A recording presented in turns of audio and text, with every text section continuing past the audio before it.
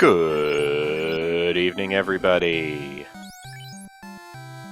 We're off. We've got Corneria as Corneria. Level 1 Warp, Level 1 Temper. That's a good thing. And Level 1 Harm 4, Level 1 Life 2, but Life 2 is in spot 4, so... That's going to be not available to a red mage.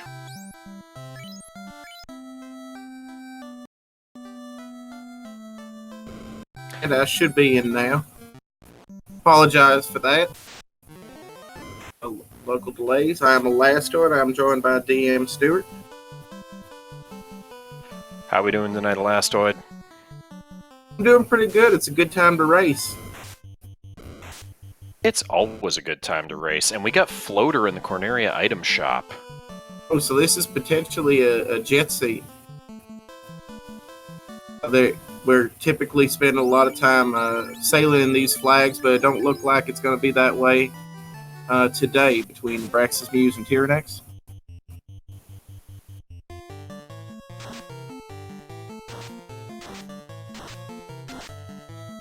Zombies with trance for an annoying ice cave if it may run into. Or an annoying marsh cave, I should say. Looks like both Braxis and Tyerenex have opted into the same party fighters with a red mage and a black mage. Oh lord, it's worse than worse than usual ice cave then.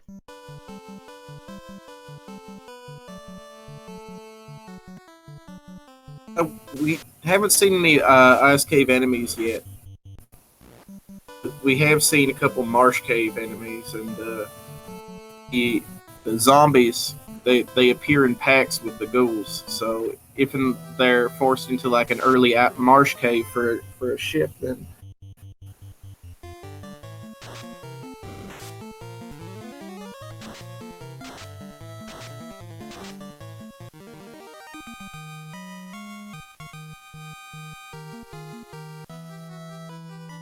Unrunnable bones.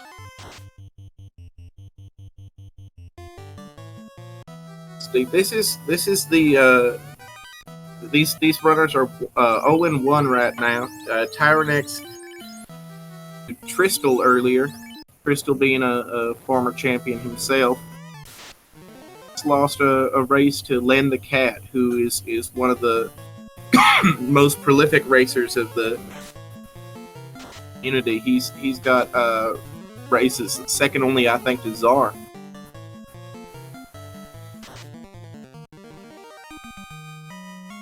And I'm not sure what sword that was the DPS has on Tyerenex's side, but looks like it's a pretty good one. And you get Crystal and it looks like Ship. An ice sword.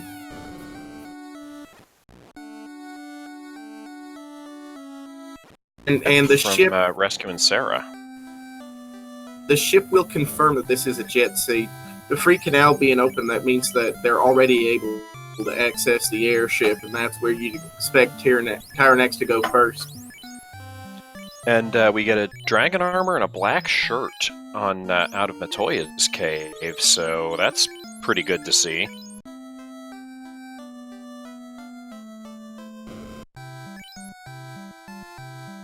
Yeah, Brax is making an interesting play. He grabbing some chests before he takes the time to take down Garland. If he had it, that he has a way to kill Garland yet, so that black shirt should probably help.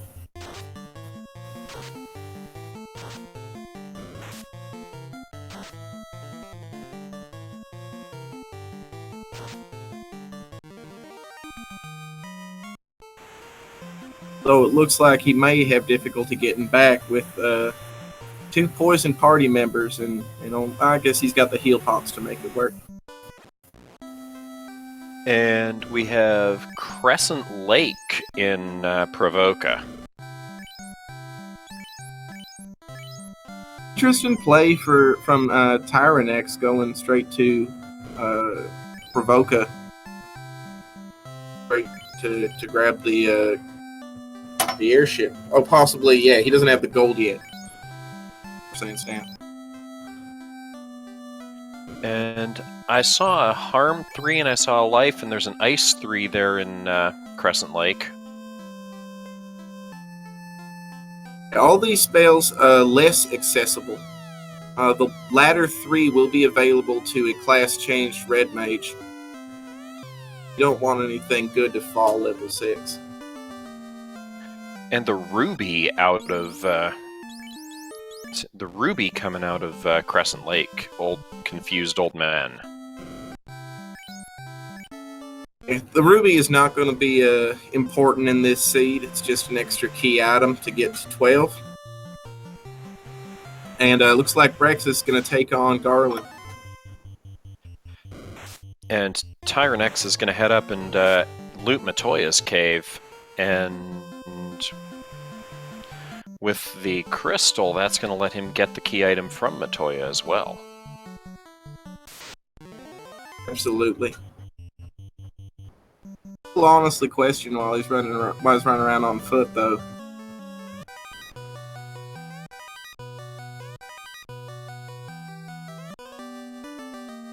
And the crystal will lead to the TNT.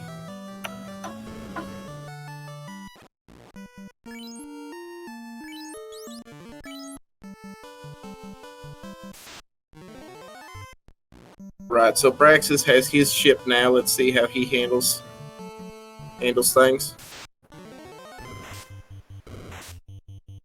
His fighter barely got through that fight.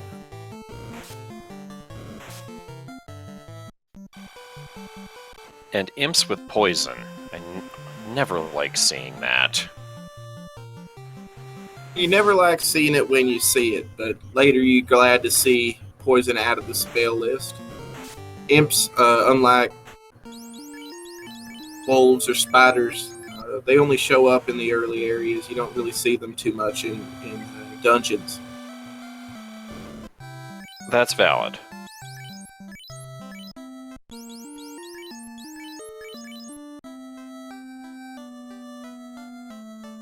Although nuke imps are just... Nuke imps is generally just, to me at least, just reroll a new seed.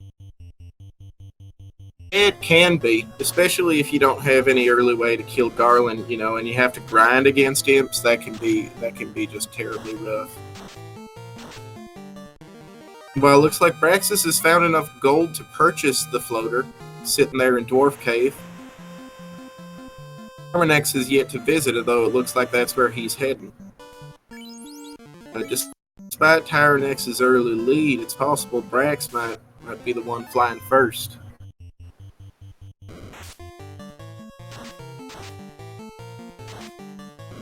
Tyerenex is a very skilled runner. He has been in the top 10 on the leaderboard for steadily since I opened the leaderboard an hour ago, possibly even longer.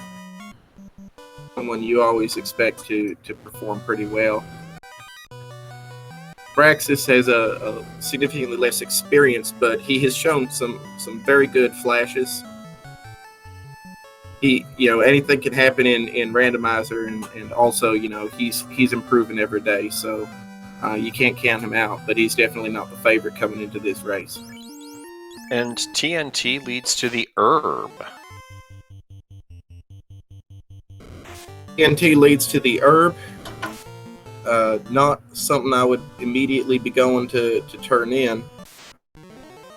Tyerenex chooses to approach this. Meanwhile, Braxis is going to take that money. He's going to buy some silver swords. He's going to buy some chain armor. He's going to get himself equipped.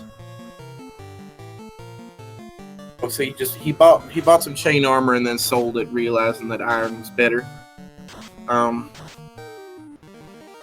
Likely going to leave himself enough money to purchase a floater.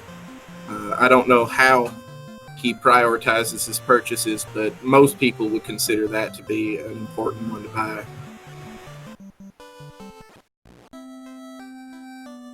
So for the benefit of our the benefit of our viewers, we've got 3 incentivized locations in these flags. We've got and Marsh. Is that correct? The Castle of Ordeals chest, the Marsh Cave, the Wizard's chest, not the key locked, and the Ice Cave chest, the Vanilla Floater, will all be incentivized. Those are the 3 incentivized chests in this game that will yield key items in addition to the NPCs that are also these flags. Twist being, you don't know where all these NPCs are. You know, Provoca with Vicky, Lane, and the Crescent Lake will all be yielding key items, but you don't know for sure where they is. And Tyerenex is heading over to turn in that floater and pick up the airship. Brex is the first to pick up the floater, but he chooses to go visit Batoya again on foot to turn in the crystal. Tyerenex is likely to be flying first. That's a curious play, and I don't quite understand it.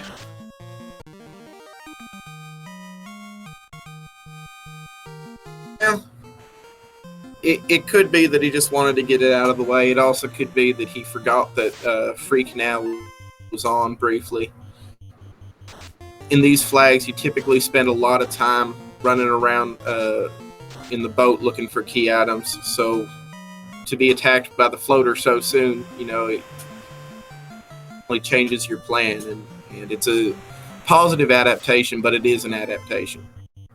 It's also possible Braxis forgot that there's the standard open progression on, and that the next to the Rayakon Desert where you're getting the airship. If that weren't the case, then he would still need the canoe. But it looks like he's going for it right now. He should be flying not too long after Tyerenex. And that is on rack in Crescent Lake.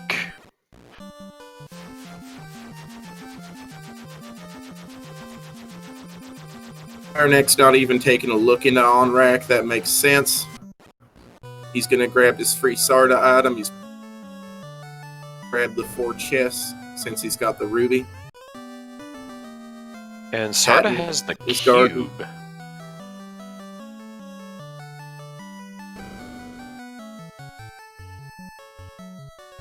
Sorry, didn't mean to talk over you there. Oh, no, yeah, no worries. I was just adjusting my stream, because when you said that, I realized mine's probably slightly behind. Okay, and we found Elfland in Melmond. Elfland is the town you're typically looking for early. Elfland has the level 3 and level 4 magic. We get a Fire 2 at level 3 black. We get And Invis 2 is going to be learnable. Fog 2 will not.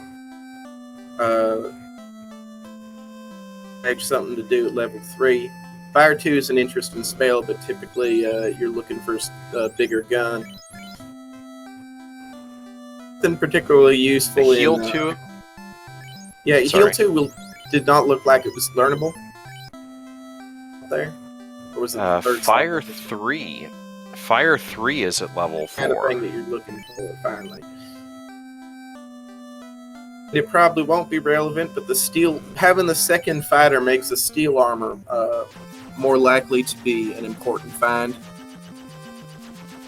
Elfland. And directly to the Titan to check them 4 chests. Well, if you can pick up 4 chests easily, it's probably a good idea to do it. Absolutely. There's still 2 loose items to be found. 3 if we get an incentivized ribbon, right?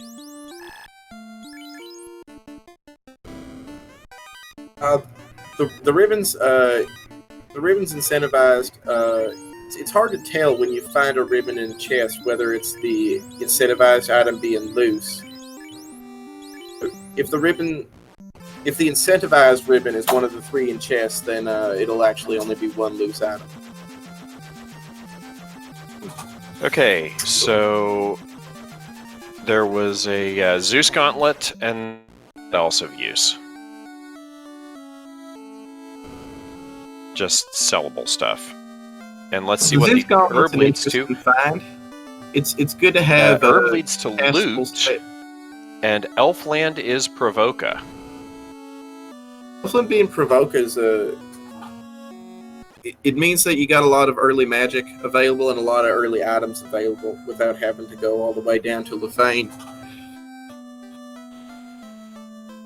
It's good that Zeus Gauntlet's in play. It allows both fighters. Once the Black Mage and Red Mage have some sweeper spells, the fighters will be able to contribute with the Zeus Gauntlet and the Black Shirt. Okay, level 2 has Exit. It has Quad X. It has Xfer. And it has Quake. Are two spells that I'm most interested in. Quake is a decent if unreliable spell.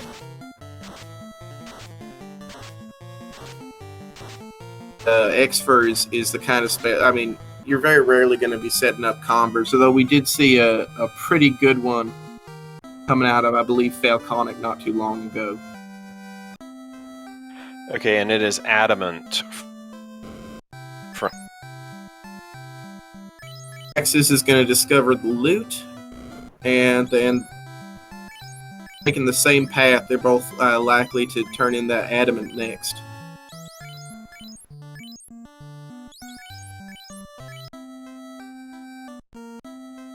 Well, it makes sense. It's right here.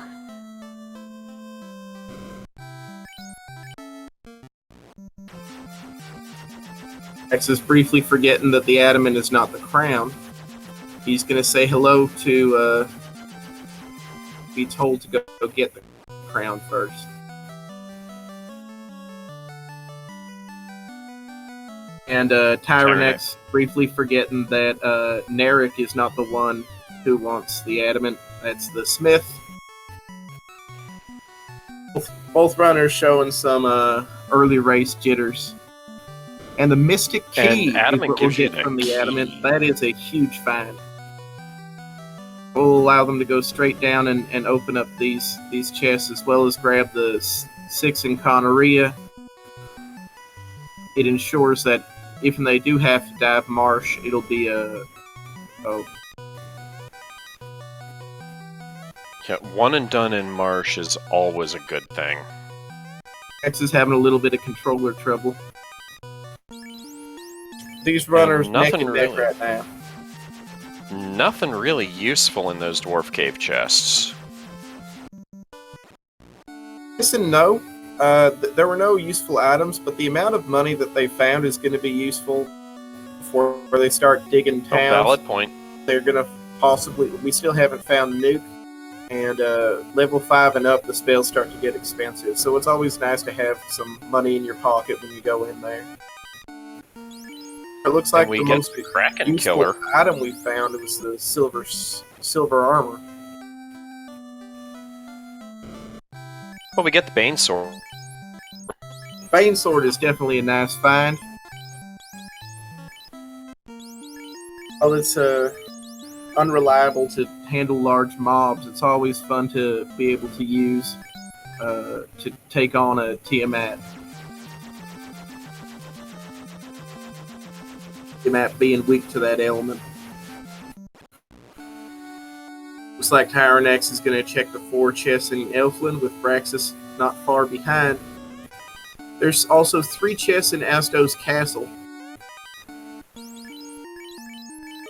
See if they go for those, and if they visit the 3 that are available in Temple of Fiends. Them to dive Marsh at this point. But there's no predicting what they're going to do. They're a racer than I am, so if he goes to Marsh, then I'm going to assume that was the correct play.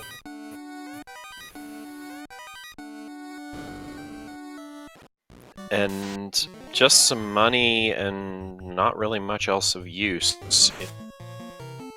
Frustrating that they They're not Northwest finding anything useful yet, but they still have a lot of free chests to check. There's still the entirety of Cardia Islands.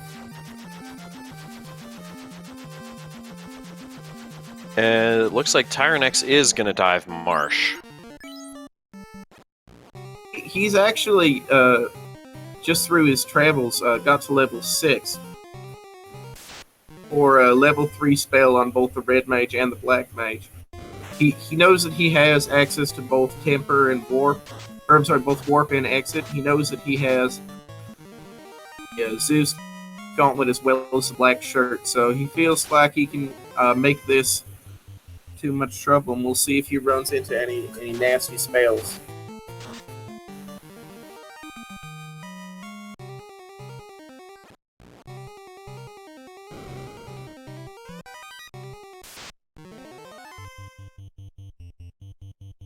Runnable Bones just going to be a nuisance. Oh, nope, they have Cremate. They Bones might be a little Cremate. bit more. That's a little bit really worse than bad a news nuisance. for the Ice Cave. Bones tend to come in packs here. Quite possible for them to ambush you with the crawls. So it's got a little bit more dangerous. Almost as dangerous as constantly calling it Ice Cave, because that's the one that you're used to going to.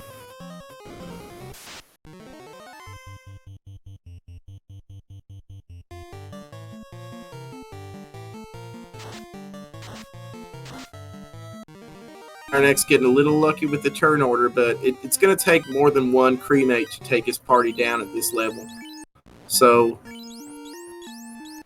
I feel at least a little bit confident that unless he gets ambushed, he's not going to be in too much danger.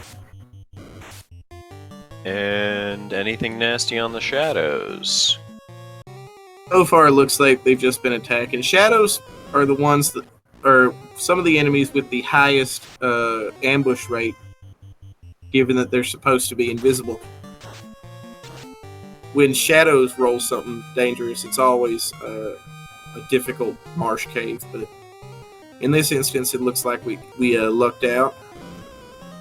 Bones is the only thing to look out for right now.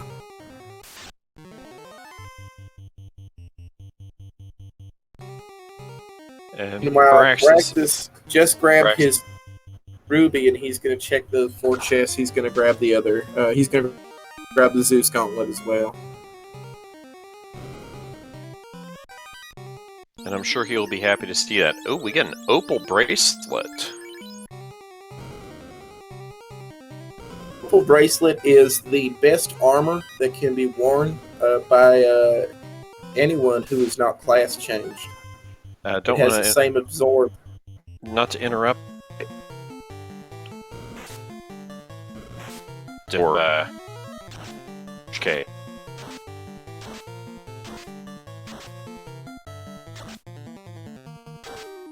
That was a potentially dangerous encounter, but Tyerenex taking care of things, and the incentivized item is. It is the chime. That is interesting. That opens up potentially, like he could kill Tiamat now. He even has a Bane Sword if he wanted to go for it. He doesn't have the levels. Interesting to see where Tyerenex chooses to go. Likely early play is going to be the waterfall deals. Well, you would still need the canoe for that. Well, that is true. Possibly Gurgu or even an ice cave dive. I can't expect to see even if he picks up a couple levels. I can't expect to see him looking for an early Mirage Tower. Braxis, meanwhile, up in Cardia Islands, finds a light axe and giant amounts of money.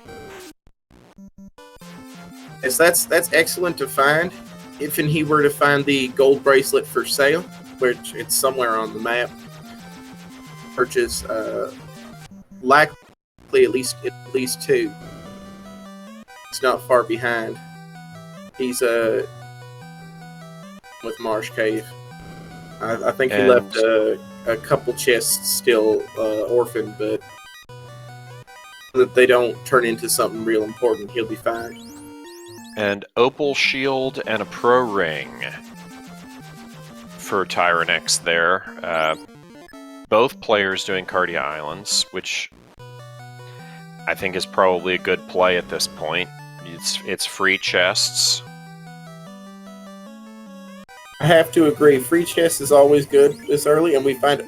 Was that not two one, ribbons? but That was two ribbons side by side, making Cardia a veritable. Like the Cardia treasure trove is living up to that. It's a veritable treasure trove.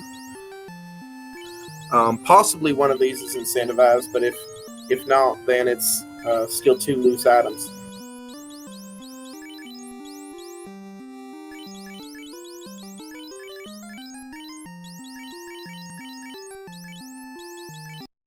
And we've got a big high as they're in the same room.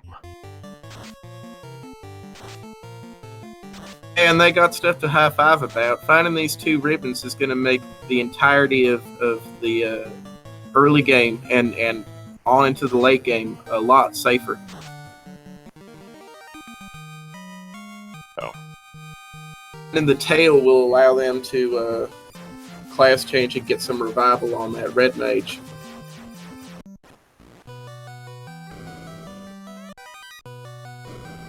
Did we find a tail? Oh no, I'm saying that's about the only thing that they need to get much safer. My bad.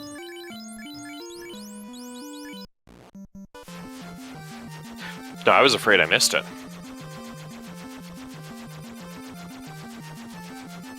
Fair enough. Although we still have not found the slab in Lefane. And Gaia is Melmond. Melman and it looks like it's either in on rack or vanilla.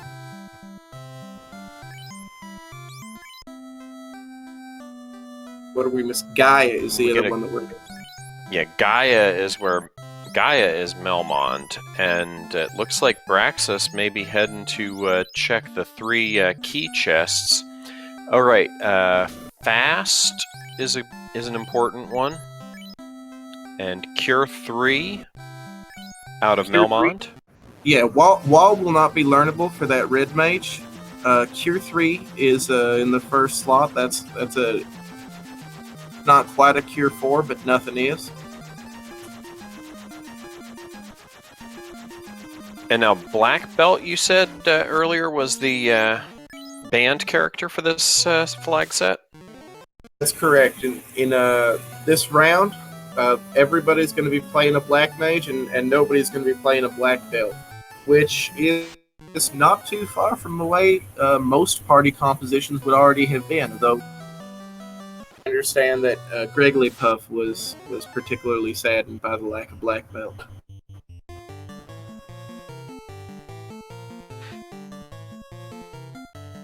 I know I usually play Fighter and Rainbow Mage myself. That's a very common strategy. A lot of people will do what Tyerenex and Braxis are doing, where they've subbed out the white mage for a second fighter.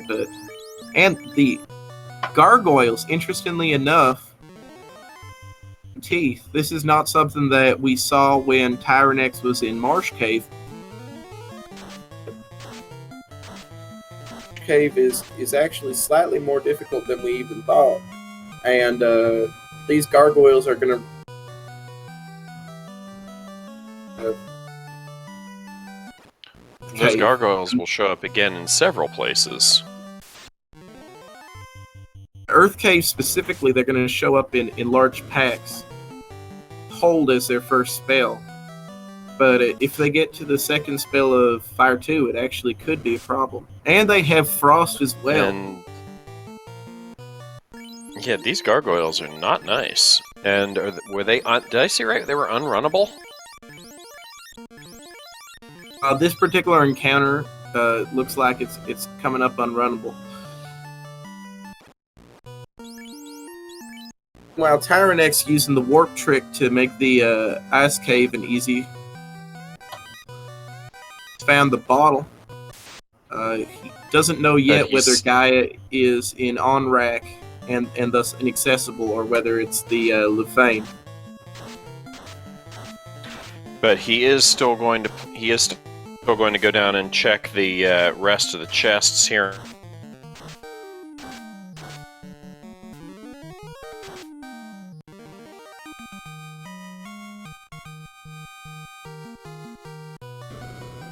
You know, he's got 2 fighters and no good weapons for him. Barring that ice sword, I would expect he's going to be digging chests still. Well, and to be fair, the light axe is an awfully good thing to find to dive Ice Cave. Absolutely, he's got castable items. He's got 3 of them right now, so isn't particularly effective against the undead, and Ice 2 won't be a useful spell here at all. So it looks like our bones also have cremate, and that makes this dungeon a lot less fun. X is taking Gurgu Volcano instead. That might turn out to be the more efficient play at this level. And that's if you can get ambushed by 6 casts of cremate, that can cause you. And that'll ruin just about anyone's day. Brax is heading towards the armory and finds an EXP to fight.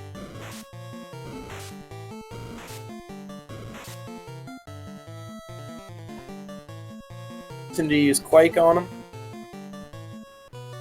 It can be effective. Peds oftentimes have more than 300 HP that's necessary to withstand Quad Axe. Tyerenex still he chooses not to exit out. He's going to grab all the chests. Like a good play, given that he's got 2 ribbons. So the 2 characters surviving that flurry of cremates was not a fluke. He's resisting it. He feels comfortable enough that he thinks he can get through here. Cockatrice has Fire 3, which is not fun. Fun, but those ribbons holding strong, and the red mage should still probably be able to tank 1 more before it goes down. Not to interrupt, but we've got a Massa on Braxis' side. Mass Mune on Braxis' side. That Gurgu play coming up huge. Depending on how long it takes for him to extract this, he could be well on his way to killing some fiends and getting some levels.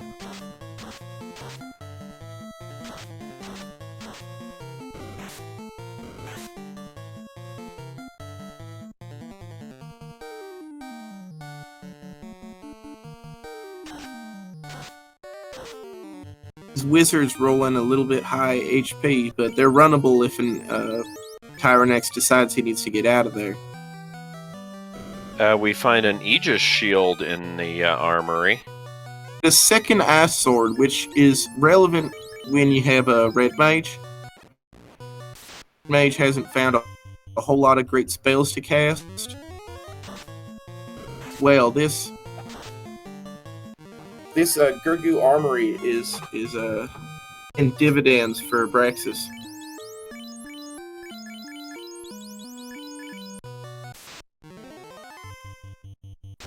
And a heal staff. Heal staff is a trap that a lot of runners can fall into. Using it in combat often takes way too much time for the healing that it gets. Braxis is just going to leave with what he found in the armory. I don't think that's a bad idea. given what he finding found the in the master, armory. you wanna save that. You don't want to go digging for it twice. And it looks like Tyerenex is going to grind some levels on his on fighter tank and his red mage with the eyes. This is an interesting decision to make. It's a definitely good experience that you're getting from the eye, but he does not. Does he have the key items yet to trigger the extra experience? He might actually.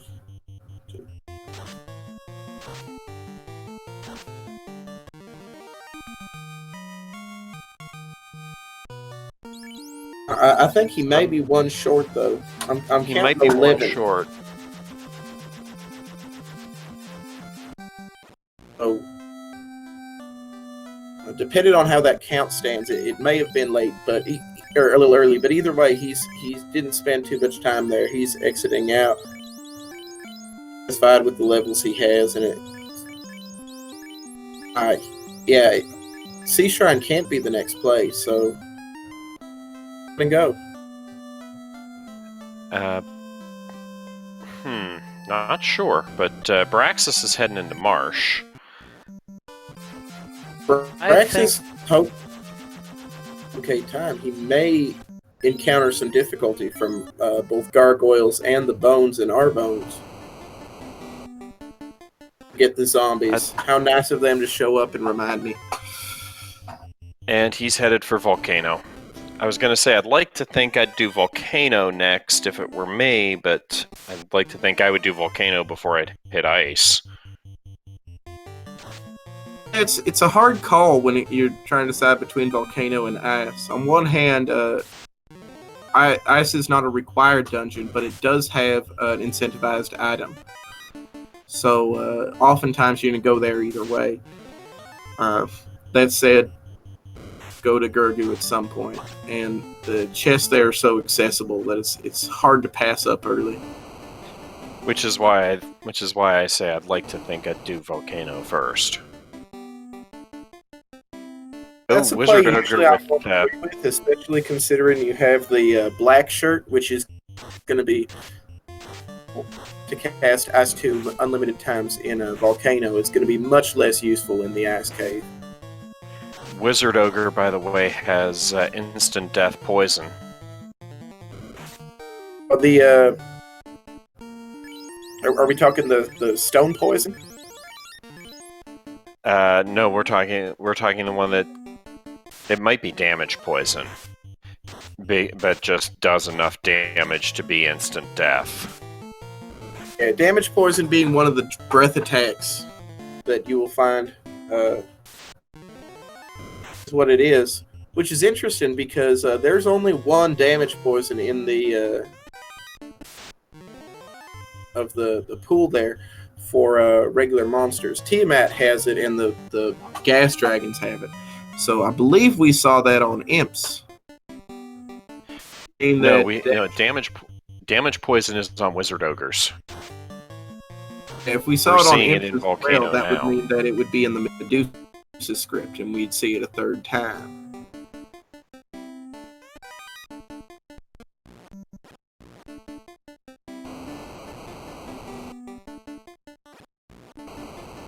My memory is not the best, so that might not be the case. Defense sword. See, we had defense sword out of Marsh Cave. It's interesting. I don't think that I saw Tyerenex grab that. Yes, he grabbed that in Marsh Cave. Oh, well. I definitely didn't see it.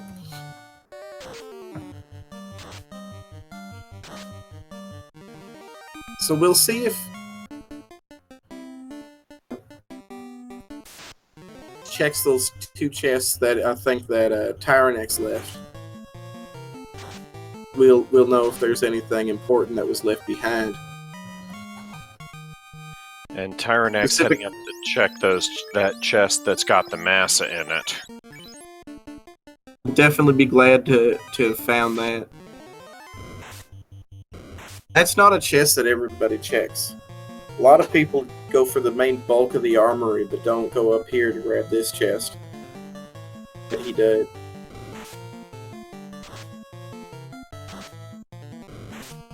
Texas running into the trap tiles. Really less familiar with this area because he just ran into the wizard fight twice.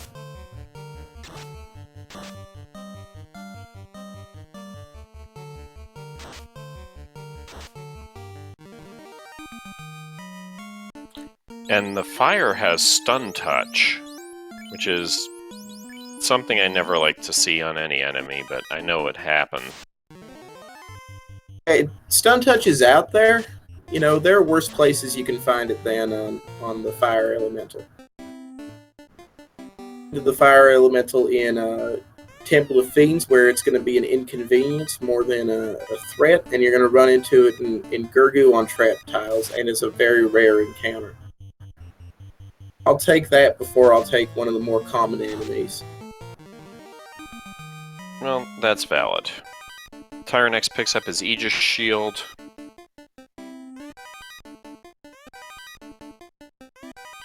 X is going to get cremated down. Oh, but he escapes with all 4 party members alive. It is fortunate for him. He chose to run rather than using his clearance items.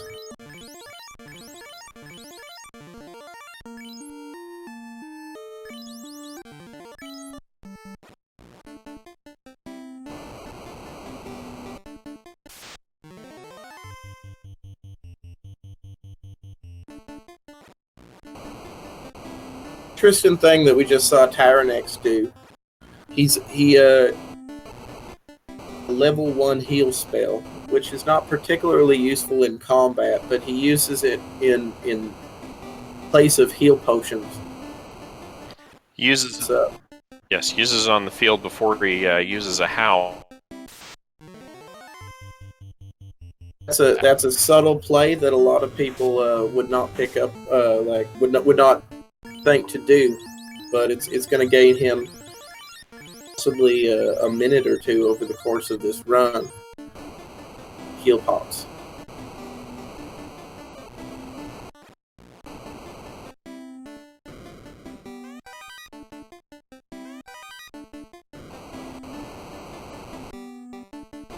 And something to note for our who aren't for those viewers who aren't familiar with it, you cannot. Oh, we get a white shirt, by the way. You cannot get a random encounter on a damage tile. Yeah, so many people may remember Gurgu Volcano as being a very difficult dungeon, and it was if you're avoiding all the lava tiles and taking the long way around, because you can run into a lot of encounters. But just on the lava tiles shortens the dungeon quite considerably, though you're still always going to be paying that tax and heal pots because guaranteed damage just by showing up.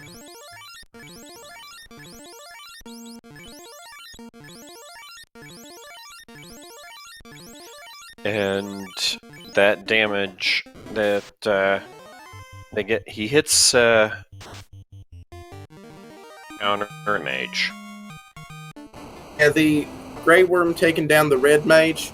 Tyerenex choosing to proceed. He could, if he wanted at this point, warp out and press on. It looks like he's going for potentially an Agama grind and then carry.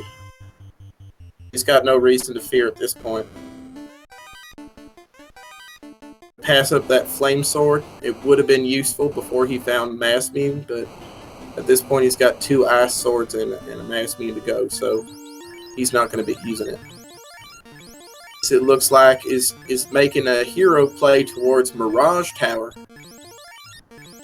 Some good equipment in here. Then this could be a play that sets him apart. Being already on the table though, I don't know what he could find that would really change things. You've got a Mass Mune and 2 ribbons.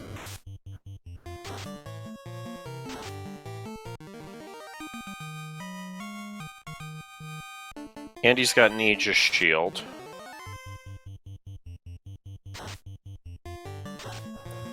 Could he be The only looking? thing that he could find that would really change things, I think, would be if you were to find a loose tail.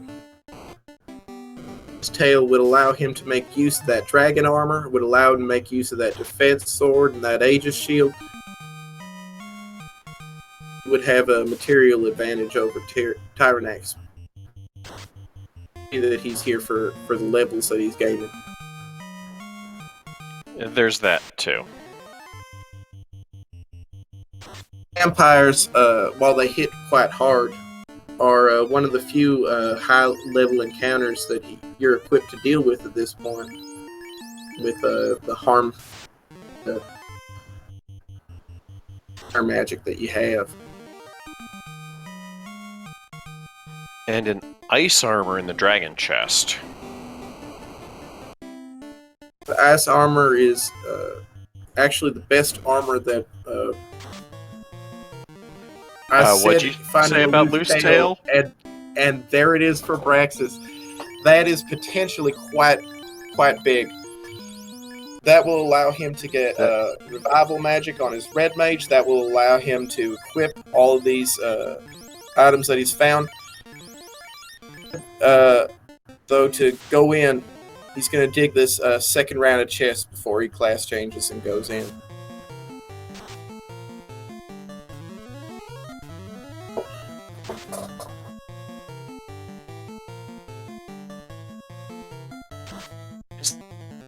So I'm getting those levels.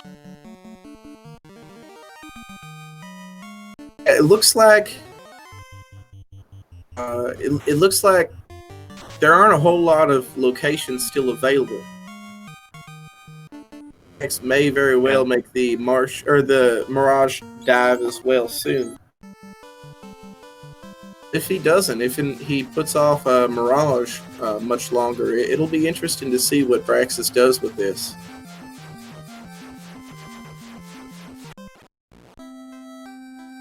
At this point, you got to expect that bottle is going to turn into a canoe.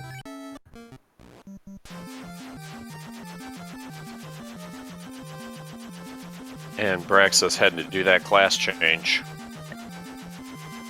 Yeah, Bahamut is he's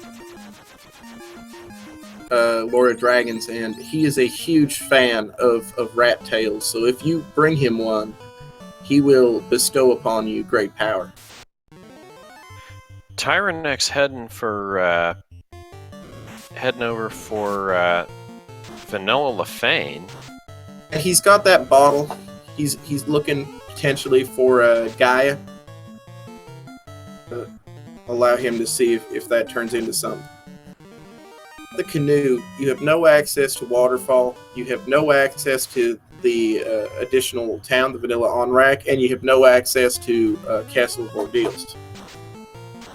Running out of place to make. Don't you have a dock there by Onrak though? In extended open progression? Well, you are right. It is possible. I completely forgot about that as maybe the runners have as well, because that's accessible only by ship. Possible if this Lefane play doesn't turn out. I'm a little sad. I wanted Lefane to be vanilla. Level 7 nuke.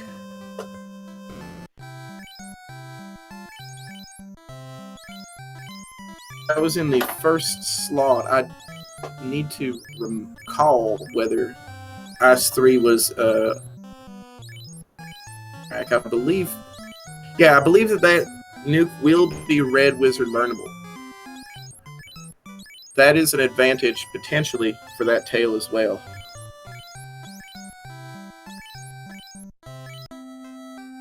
I was right. Red Wizard is able to learn 2 level 7 spells. He's able to learn Anti-Rub, and he's able to learn Ice 3 spell.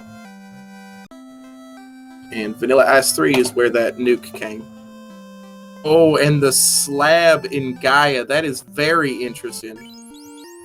Let's see if Tyerenex realizes that means he needs to sail on-rack, which will be Lefane. It's an interesting scene. We thought we was done with the ship, but apparently we're not. Maybe not quite as jet as we had originally thought. Tyerenex looking at his inventory in puzzlement. What am I supposed to do now?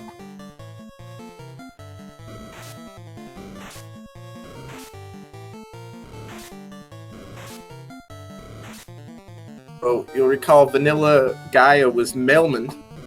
So that's going to be where you go to translate that slab, and then you'll have to go back to the Raycon Desert where you left your ship to on-rack. Brax is going to find the bottle. Let's see if he continues to dig. He's found at least one loose item and possibly two in that ribbon. He's going to continue to check and see what he can find. Although, honestly, he doesn't need much in the way of equipment.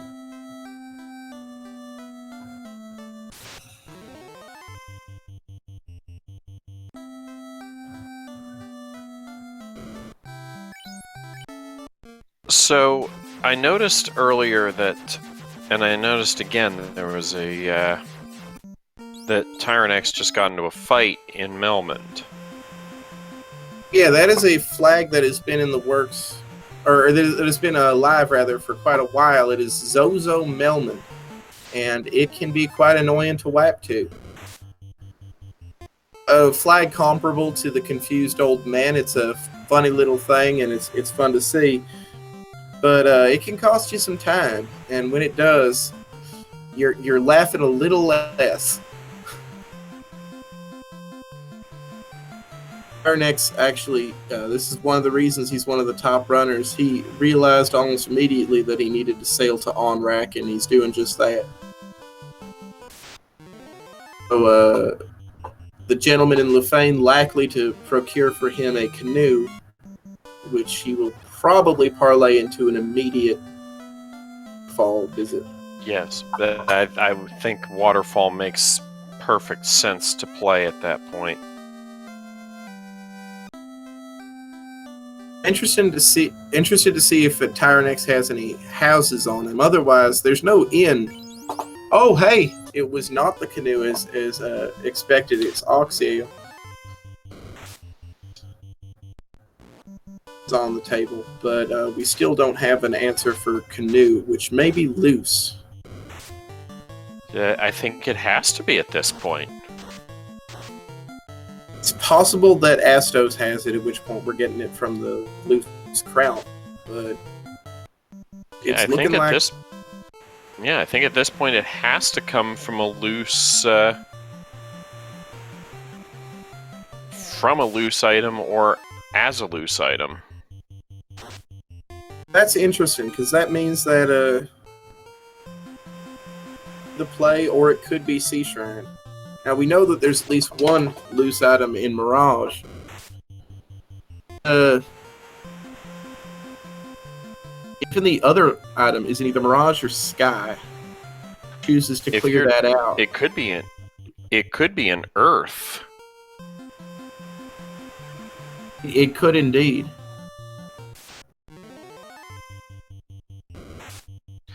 Wait, what are we're still missing Rod? Still missing Rod, so it would have to be in the early part of Earth, which I don't expect people to jump to right away. We're still missing Rod, Canoe. It doesn't have a lot of danger, but it has encounters that quite often, there's a lot of them. They can ambush you. It can just take a while to get through it. If they have to go to Earth, they want to do it last.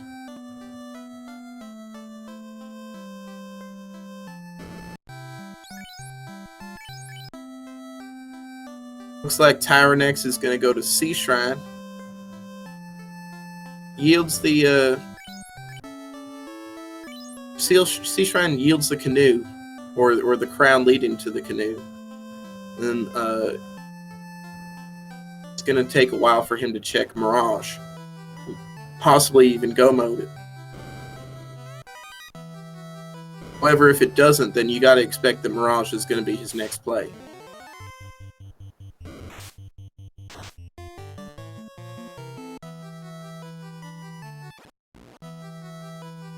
That's I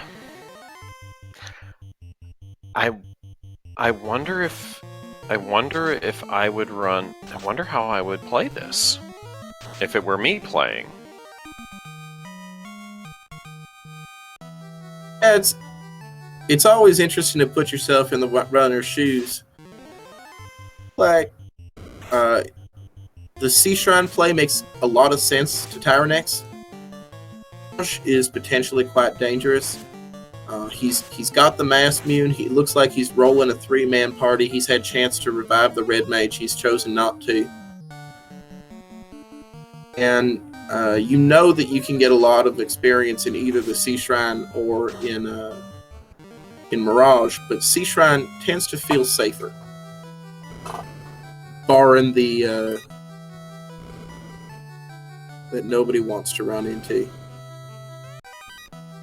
I wonder if we're gonna see. And Braxis is doing an eye grind with 12 key items. I got to agree with getting a little bit of levels.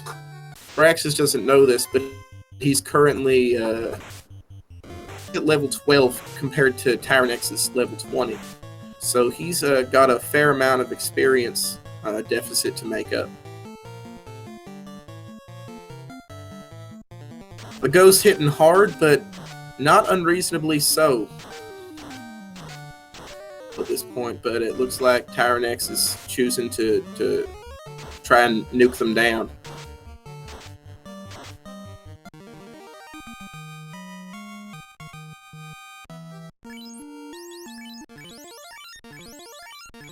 X is done with his grind. It looks like he's gonna attempt to turn in his key items.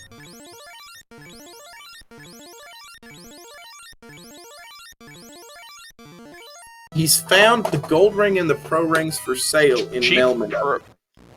Yeah, the cheap pro rings and very expensive gold bracelets. That is true, but at this point he's got 141,000. He doesn't have enough to buy 3 gold bracelets, but he doesn't need it. Let's see if he gold rings and pro ring, or gold bracelets and pro rings are going to be about the last thing that you really need to spend money on, assuming that you don't run into a late game vendor item. He's going to have pro rings for 3 of his 4 members. He did not grab one for his leading fighter. The fighter has equipped the Zeus Gauntlet at this point, and it looks like he's satisfied with that.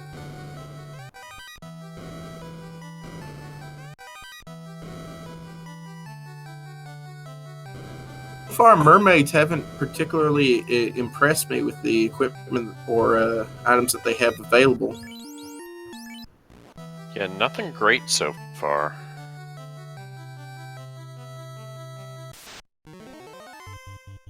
Tyerenex just dashing through this floor. Yeah, nothing great from the mermaid floor. Like he's gonna go ahead and check, which everyone agrees it stands for the Falconic chest.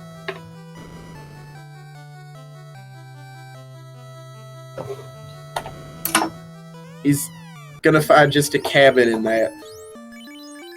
The general rule with TFC is that if it has something good, it's gonna be there on a double dip. Oh, wow. Tyerenex choosing to drop the dragon armor to pick up this pro ring. When he tail, he is going to be a little bit less happy about it. A little bit peeved. Possible, in fact, that he won't even bother to class change at this point.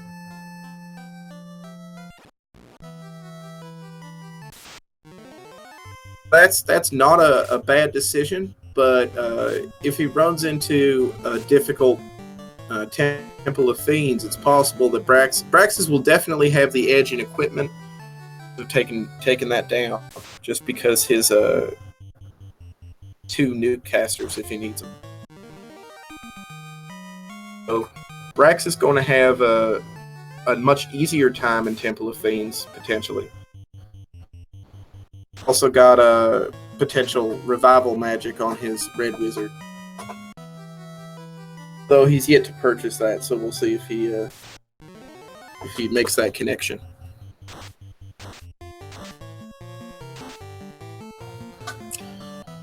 So we're about an hour into this race, so I'll mention, if you're enjoying this race, please give these runners a follow. They're doing a great job.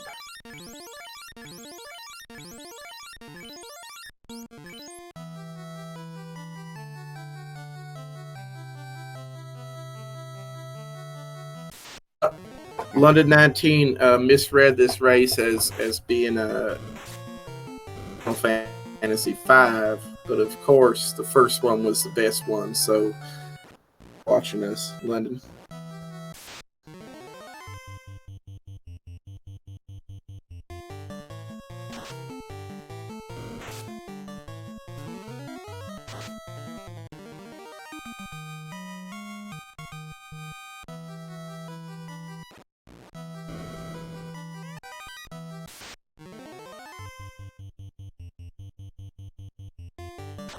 And the Gray Shark. The Gray Shark is a good XP encounter. Gray Shark is when you're talking about good XP encounters, most of the time people think about the Agama grind or the Eye grind, and some even mention the Blue Dragon.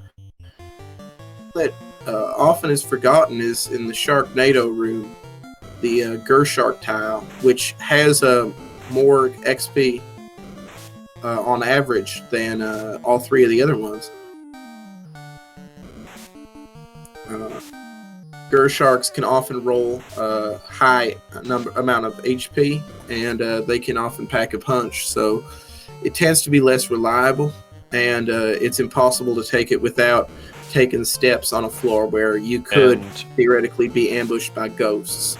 So, and we have an unrunnable seafood special here on Tyerenex's. Yes, and it looks like they have sleep touch as well. Tyerenex losing his black mage, he should still be all right here, but this kind of fight could turn dangerous very quickly.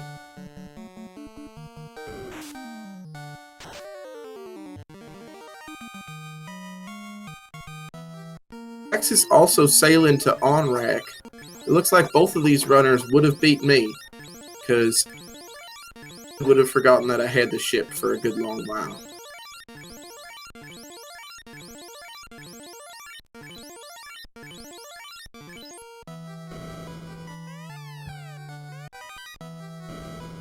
The lovely sound of someone healing.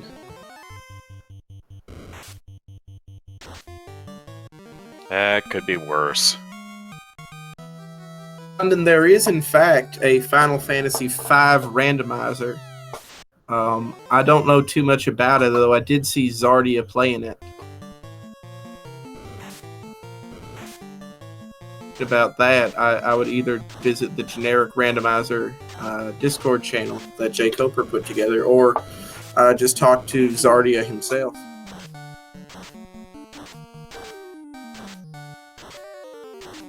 That said, that's not what we're here to talk about. We're here to talk about how Braxis is about to find the Oxyale, and he's going to have a decision on his hands. Is he going to revisit? Is he going to go to... Is he going to go and do Mirage? Yeah, exactly, Mirage or Sea. He's going to go... Sea? His three options technically are Mirage, Sea, and Earth, but as I said, I do not expect him to choose Earth. You know, it's with exit available, it's such a pain to go through there and then go through there again. The chests are so spread out. Yeah, like oftentimes quite out of the way, and the encounters have enough of an ambush rate that even though they're not dangerous in terms of wipe, they are very dangerous in terms of the amount of time that you can lose. So I think if you were to poll Final Fantasy randomizer runners, which of the orb dungeons they'd most prefer to go mode. I think most people would break for. I think most people are going to say that they would most prefer to go mode Earth. I agree. I agree that Earth is a pain. I'm just pointing out that it is an option. Absolutely. Looks like Braxis is going to go ahead and finish Gurgu first, though. Unlike Tyerenex, he didn't full clear this dungeon and has not lit his first orb yet. So while he does have the advantage in equipment, he's significantly behind, as it looks like Tyerenex is going to light 2 orbs before Braxis lights his first.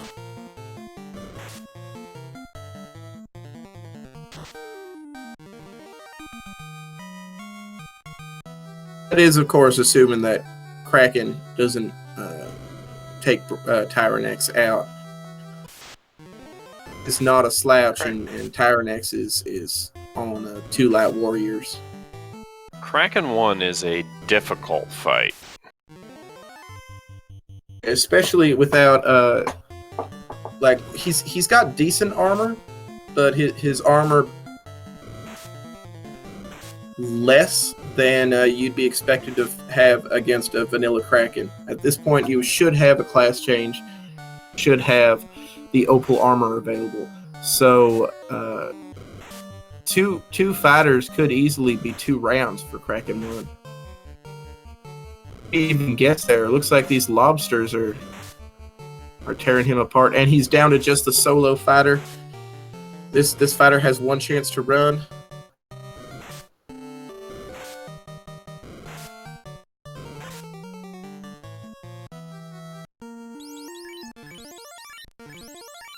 Run. He's gonna. This is very close. These lobsters just hammering away, and Tyerenex escapes with 37 HP remaining on his 1 fighter.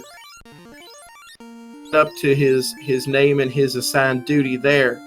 Question is, what does he do now? Does he attempt to walk out with the levels and equipment that he's found, or does he? It looks like he's going take out for Kraken. it. It looks like he's going for it.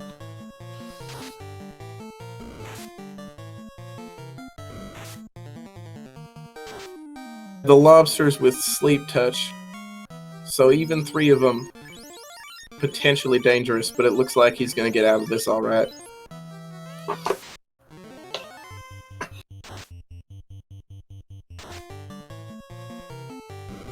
At this point, you just cross your fingers and hope that Kraken wants to cast a lot of wussy spells at you. 406 damage from Kraken. And Kraken, oh wow. And Tyerenex goes down. That is unfortunate. Kraken rolling amount of HP. Looks like Tyerenex did damage and still was unable to crack Kraken. Tyerenex was doing a lot of damage there, but does not succeed in dropping Kraken.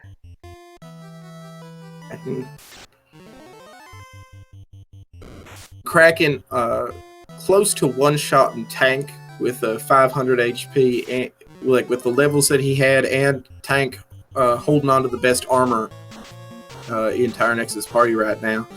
So potentially going to be threatening.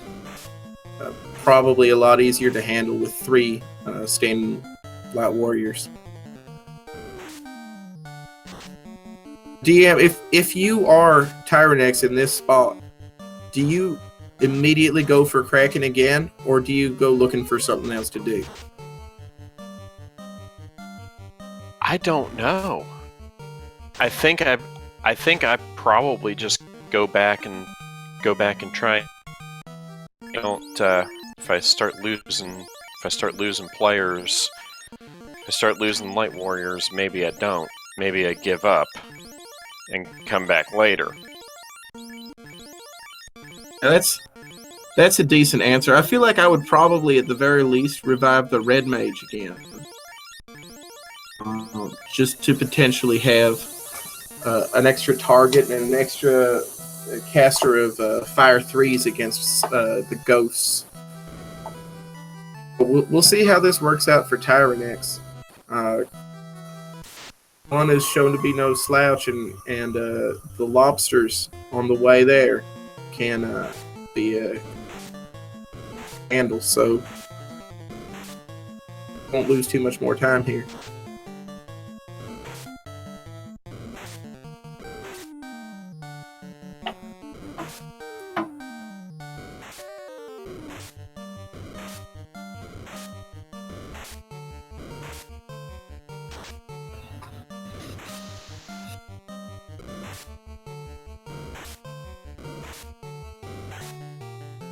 While Brax is hitting level 14, he's still significantly behind, and it looks like he's going to take a little bit of time grinding these Agamas.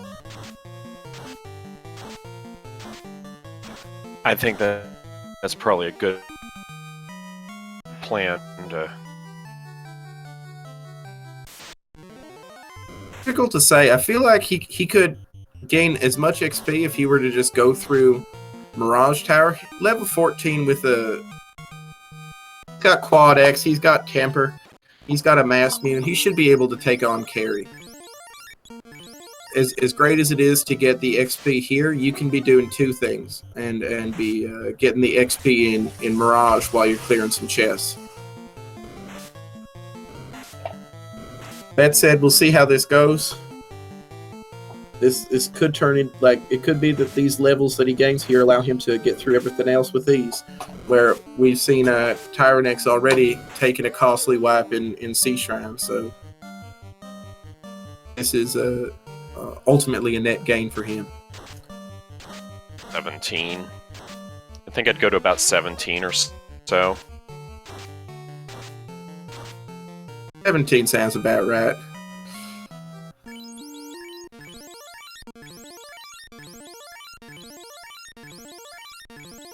Tyerenex using the lit 3, he's not taking any chances against these lobsters. Because I could run into something like Sleep Touch lobsters.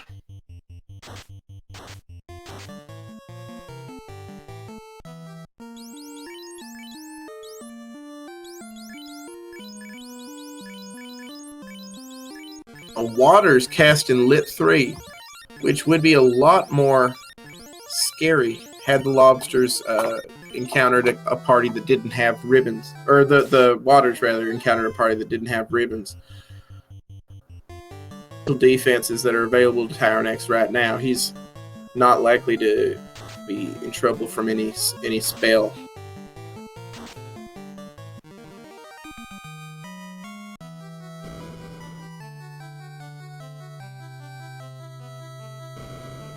Considering using his lit 3 on this encounter, but preserving it just in case he runs into any more trouble on the way. It looks like he should be able to get to Kraken with 3 members alive, and that should be a much easier fight.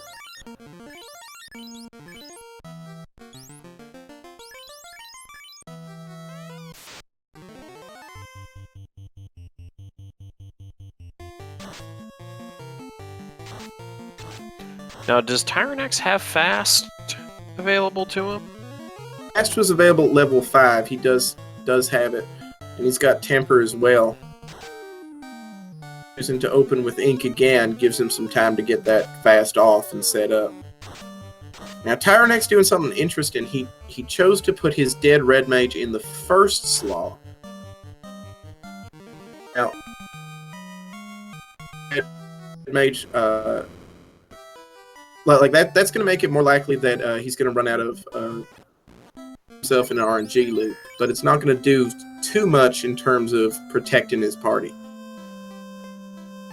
He gets through Kraken, and he's going to go ahead and light his second orb.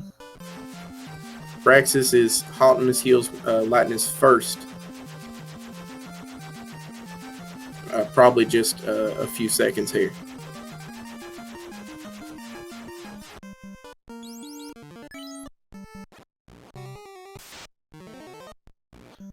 And where's Tyerenex heading? He is heading for... Wow, He's heading Tyerenex back to recalling that Marsh. chest that he left orphaned in Marsh Cave. He's going to go ahead and check that real fast before he dives Mirage.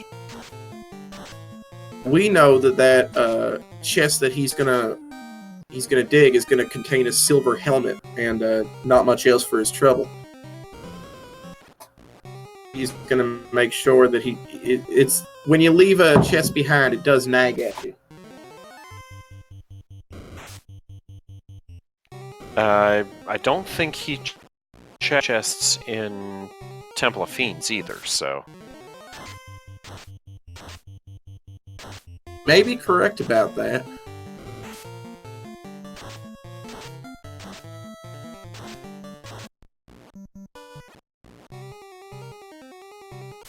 I'm sure he remembers that he's got the chime and... I would be confused if Tyerenex, like he's spent enough time looking at his inventory. He's aware that he's got the chime.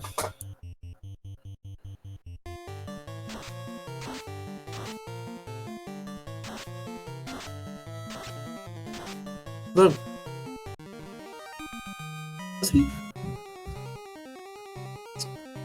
It's not marked in the track. And I have seen... Braxis is heading down to Sea Shrine. I was out of TNT. He should have it. Yeah, Braxis heading to Sea Shrine. We'll see if he takes the time to visit mermaids. We know he won't be finding anything there if he does. If he finds it to in himself to skip mermaids, then he could gain potentially some time against Tyerenex. But considering he hasn't yet cleared, or he hasn't yet found Canoe, I would not expect him to do so. Oh, no, you know what happened?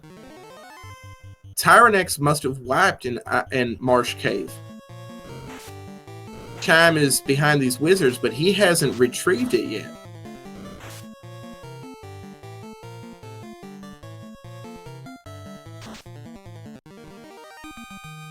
He already found that opal bracelet, but he's finding it again. Well, that makes a whole lot more sense. Leave the one chest behind. He left all of them behind, including the one he knows to be the chime. I always hated those scums. Some are easy to hate. Tyerenex will reclaim his chime. Now the question is he gonna... Yes, he's gonna check all the chests that he left behind to make sure that he's not missing a loose item anywhere. And then he's gonna head directly to Mirage Tower. As he's still got a loose Canoe to find, he will find his tail. With his already having dropped the dragon armor and danned his red mage, though, not sure whether or not he'll use that tail. While Braxis clearing out the sea Braxis shrine. Looks like he may be skipping mermaids. No, well, he's still digging chests, so what I'm going to expect is that he's going to try the crack inside first. Afterwards, when he doesn't find the Canoe, he'll probably go ahead and clear mermaids. If he does skip the mermaids completely, I would be a little bit impressed.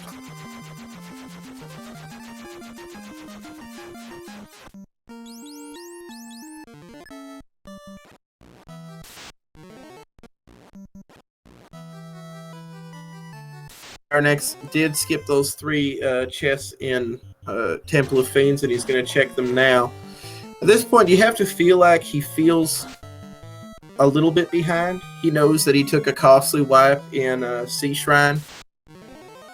Didn't have the... he also took a wipe in Marsh Cave and didn't have the chime.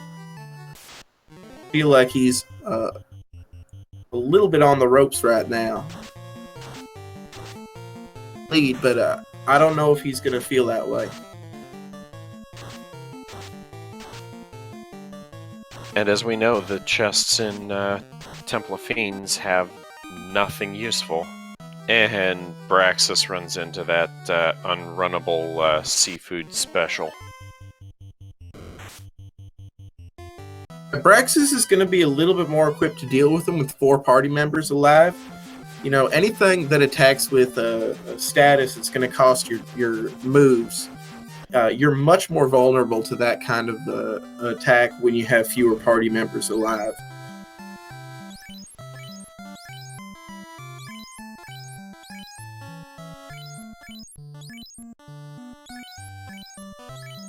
I don't expect Braxis to have any trouble with knocking down Kraken. The only question is what he's going to do once he's done so. That he continues to dig mermaids and fully clear Sea Shrine. We would expect that Tyerenex would maintain his lead.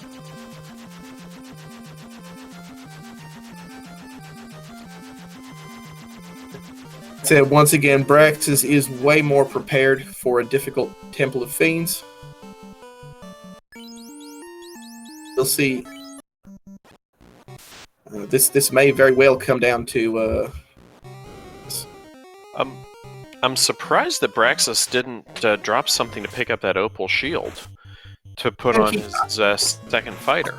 We know that one of his fighters is equipped with the Aegis shield, and there are 2 opal shields up in Cardia. So I believe both of his fighters are currently equipped with one of them shields. I forgot about the other opal shield being picked up. Happens to the best of us. Nasir, in his infinite wisdom, saw fit to fully equip half fighters. So we wanted to have a third one, because you have an Aegis shield and 2 opal shields that's out there that can only be equipped by fighters. The opal armor and the dragon armor. And Tyerenex going to find his tail. Let's see if he takes the time to turn it in. At this point, I would not expect it. Although he's taken the time to decide. What he's going to do. Tyerenex probably a little bit unhappy that he dropped that dragon armor earlier. He may have a little bit of tilt on him at this point. Yeah, that's likely going to be a factor at this point. Having a costly wipe is often enough to cost you a race. Having 2 can be definitely devastating, and when you add to that the key item that he's looking for is the chime that he didn't take the time to dig out again. Rough. It's hard to get into his mindset, but he's got to feel like time that he's at least got Braxis right on his heels. And Tyerenex heading straight back to Mirage. And Tyerenex in Team Food.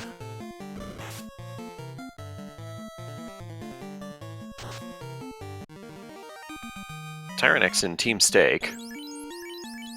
Yes, indeed. He's not going to sacrifice any kind of advantage for memes at this point. He knows that he's favored to beat Braxis. He knows that he's had a couple costly wipes, and he's going to need to put his foot on the gas for the rest of this seat.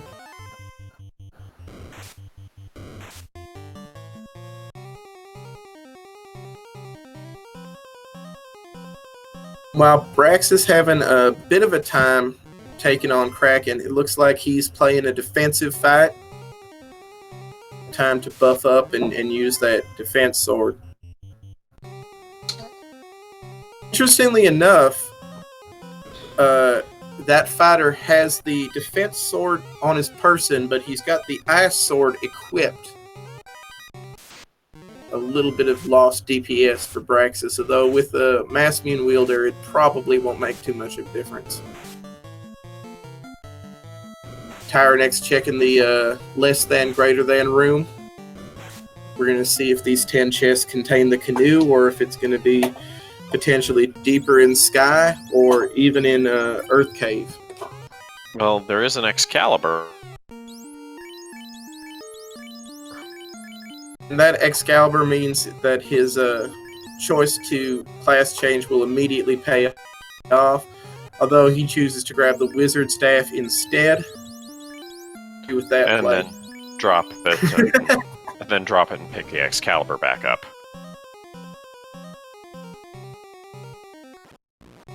Cape is a subtle but potentially important find. That's an extra Zorb that you can throw onto a mage in a slot. So allows the black mage to have much higher absorb. Oh, there's the other fight I always hated. That 9-member Sahugan fight. Yes, this fight can be potentially terrible when they use something like a crack that can insta-kill you. The most annoying thing has been when the Ursa Hags cast something like Heal 3 or something that hits all of them, because if they get the turn order, then they can just eat up tons of your time. Meanwhile, Braxis, as expected, is going to go ahead and give the mermaids a shout out, see if they have anything to give him. He's been looking for a canoe, and I think the best place to find a canoe is underwater.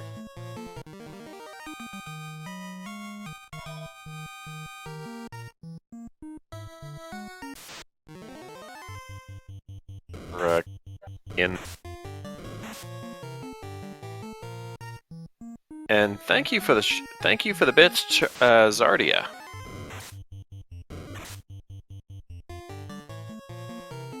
Welcome, Zardia.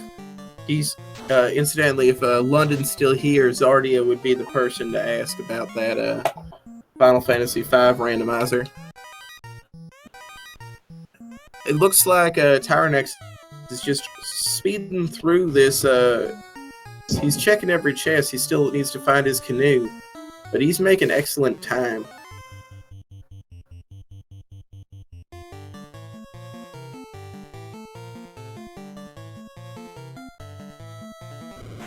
Braxis, meanwhile, is just going through things we already know.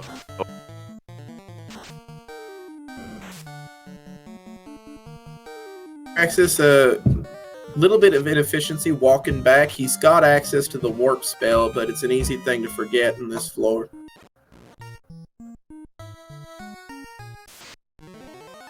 Tyerenex in the spider room.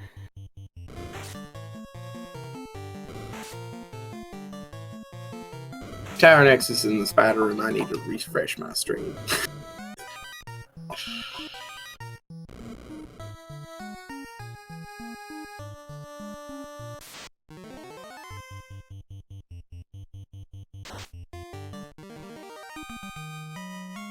Anyone just joined us?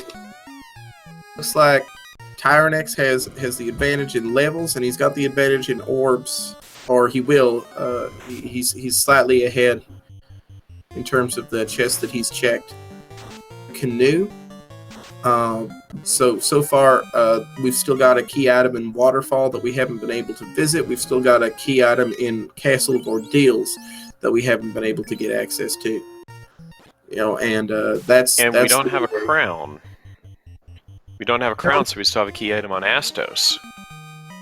So it's likely that the next key item found will be all it takes to get the dominoes going for go mode.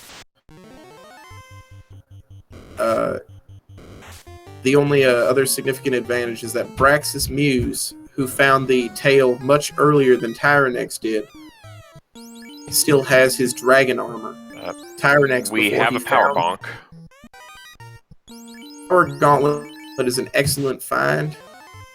With temper available, it's unlikely to be necessary. It's more of a win more item at this point. Axis has satisfied himself that the mermaids aren't going to give him anything, so he's heading to Mirage and be possibly 2 or 3 minutes behind Tyerenex. It could Now, very well side come question.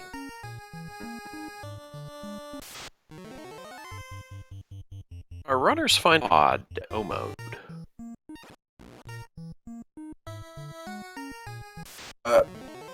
Yeah, the position of the rod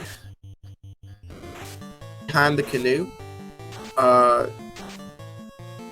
Possible that it's in one of waterfall or ordeals. At which point it'd be interesting that Tyerenex chooses wrong and Braxis chooses right, and gets right back in there.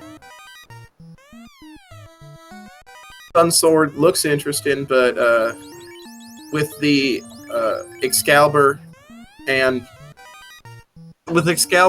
the Massmune already in hand, the Sunsword is not going to be useful. Pick it up anyway.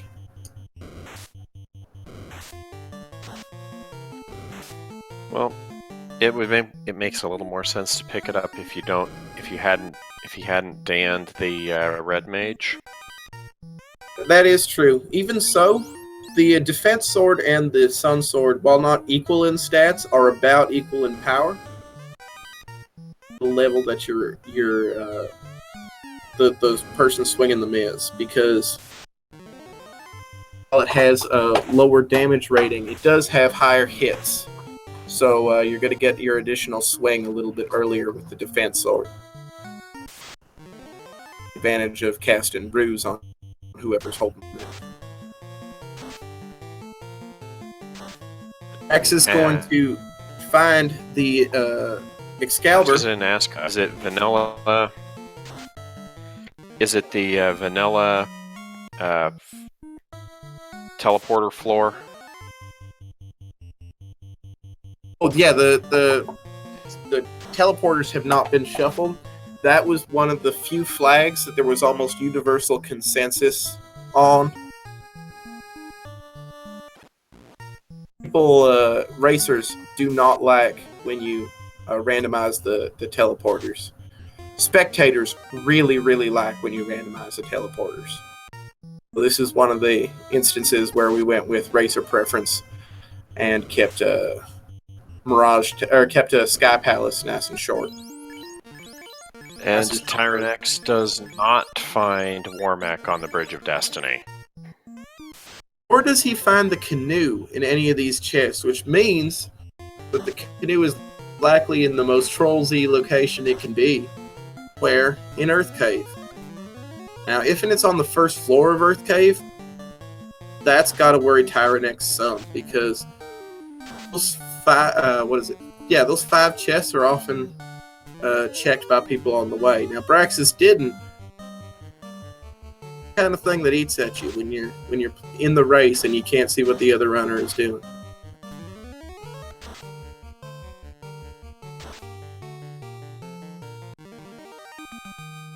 And Tyrant is about to lights his third orb. Tyrant's going to light his third orb. Braxis is in the dungeon to do so, but he's still got a little bit of a ways to go. He's got a lot of chests to check. He's looking for a canoe that we know he won't find.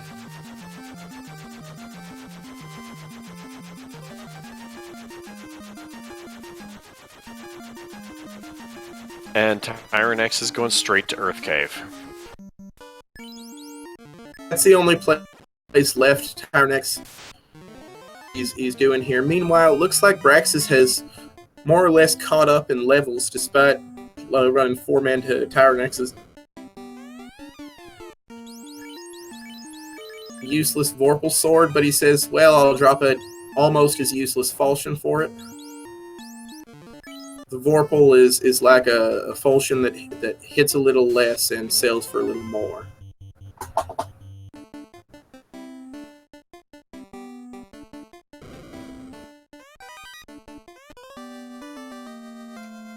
And the canoe is on the first floor of Earth.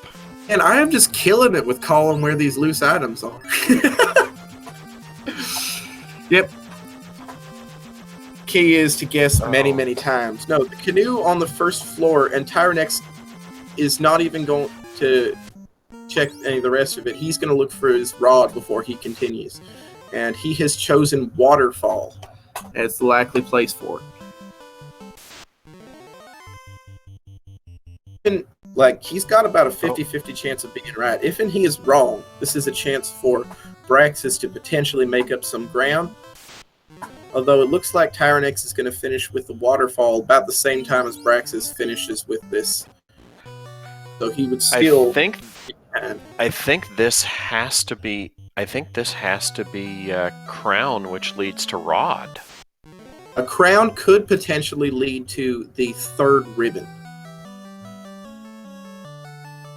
So you've got, like, those are the two remaining incentivized items. Waterfall is something that cost me my last race quite dearly, so we'll see if that happens again. There's no guarantee that we're going to find anything useful here. Could be that Waterfall will lead to a Crown, which leads to a ribbon, and that the rod is loose in Castle of Ordeals. That would be the worst outcome for Tyerenex. But the best outcome is to find the rod right here. No way to get to Ordeal. You are right. No, he's got the canoe. The canoe that grants access to Waterfall gives him access to Ordeals. Oh. Disregard. Early... You're right. No, early Ordeals is turned on in these flags, so the Crown will not be required to get into Ordeals. I see where you're coming from. A little known fact about the Castle of Ordeals is that the Crown is required to get in the LDC, so in the vanilla run, you're never going to get to the Castle of Ordeals without the Crown. But there is a check there to ensure that you have it.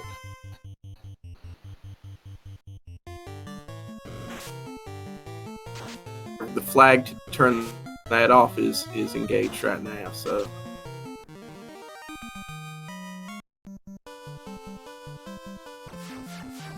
Tyerenex is going to go check on Astos while about clearing up the last of the chests here in High Palace. That said, Braxis is still significantly behind. And Tyerenex finding the rod will enter go mode. So Tyerenex knows he's got Lich and Chaos to kill in that order. And is in sight for him.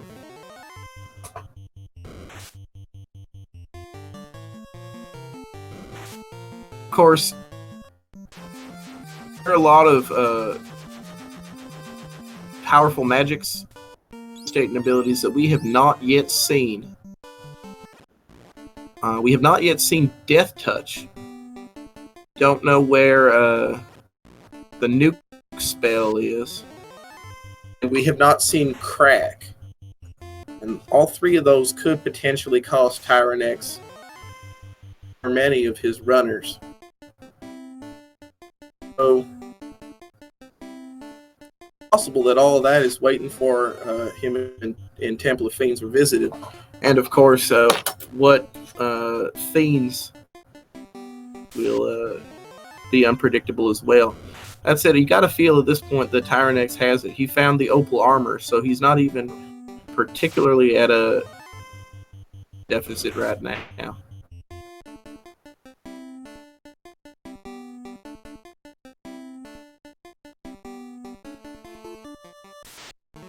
Meanwhile, Sorcerers with Invis 2, this is one of them spells that doesn't cause you too much trouble in terms of a wipe, but it'll take an hour for you to get through those fights.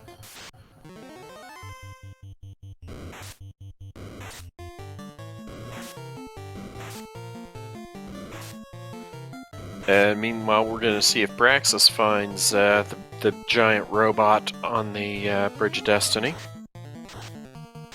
Yeah, if you're in chat and you want to see Warmac, get your Bless RNGs out there. You've only got a little bit of chance left. It's too late. You were too slow. Or we were too slow to prompt you. Something like that. And Tiamat deciding she looks good in red on Braxis' side.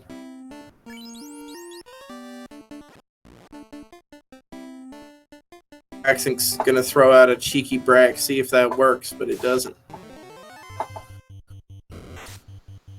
Hey, what's worse can happen? It doesn't work. Exactly. It's a fun way to take care of. Matt has damage poison, which And meanwhile, you mentioned crack. Gray imps have it. Gray imps have it. That is bad news for Tyerenex right now, but it's actually great news for him because it means that he's not going to run into it in the Temple of Fiends Revisited. That's not going to cost him any time.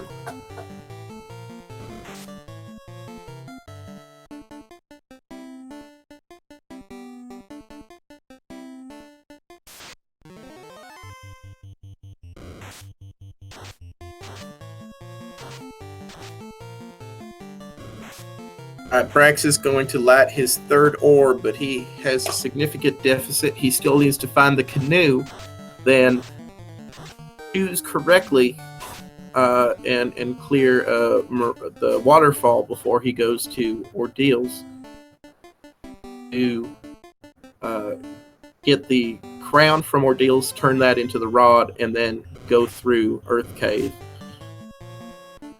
All of that to get to where Tyerenex is right now. So it looks like it's Tyrenex's race to lose at this point.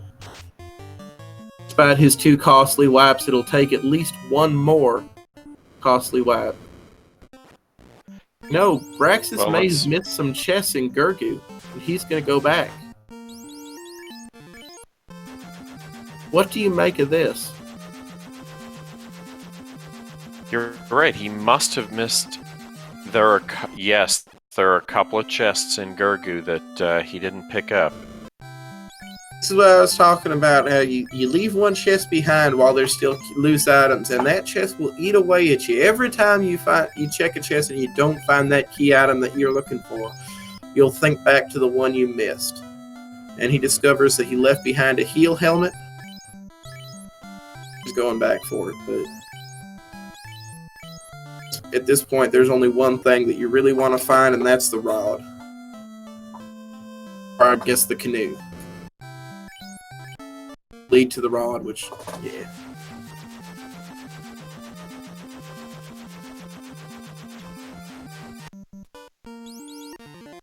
And at 1:43:36, it looks like Tyerenex is entering the Temple of Fiends.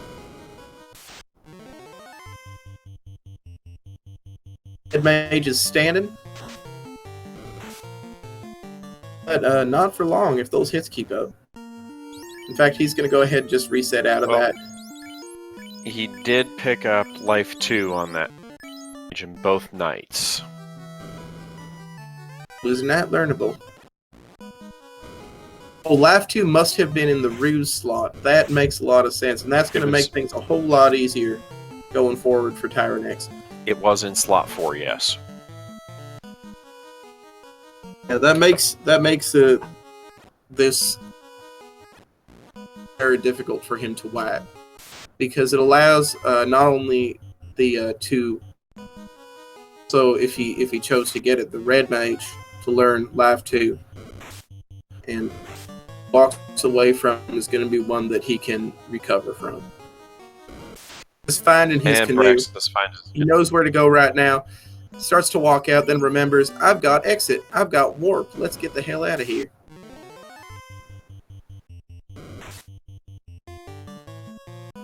He's choosing to go back in. He remembers that he needs a rod before he can kill Lich. So he's going to go ahead and take that canoe directly to the waterfall. That's the correct guess.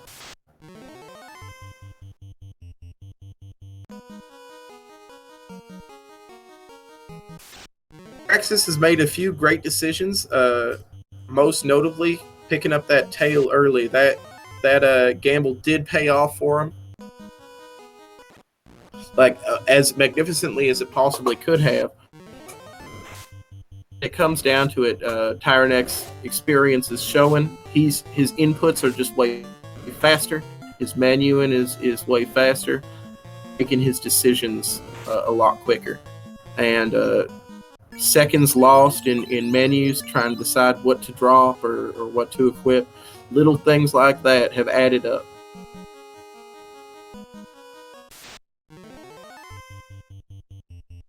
And Tyerenex about to head down to fight Lich 2. He's not much different from Lich 1. Yeah, the strategy with Lich 2 is pretty much the same as Lich 1, which is that it doesn't have much HP. You can typically one-round it. But the turn order not in the... And Tyerenex losing the red mage, that would be way more of an issue if he didn't have 8 casts of Life 2. But he's not even going to take the time to bring that red mage back up. He's just going forward.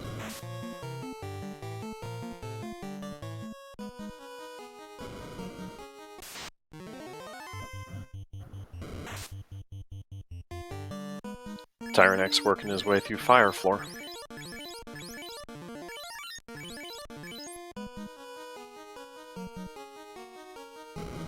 Yes, Tyerenex is going to have 2 more legitimate threats between.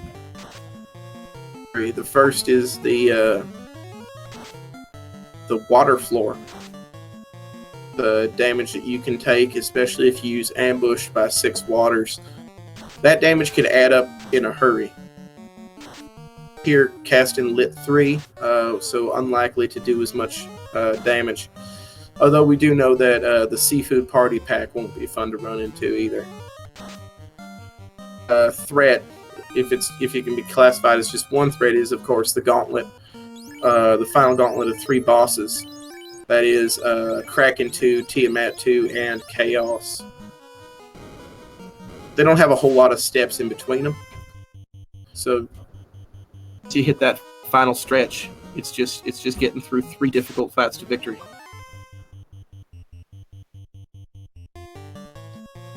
And here's that Seafood Fun Pack. That Seafood Special.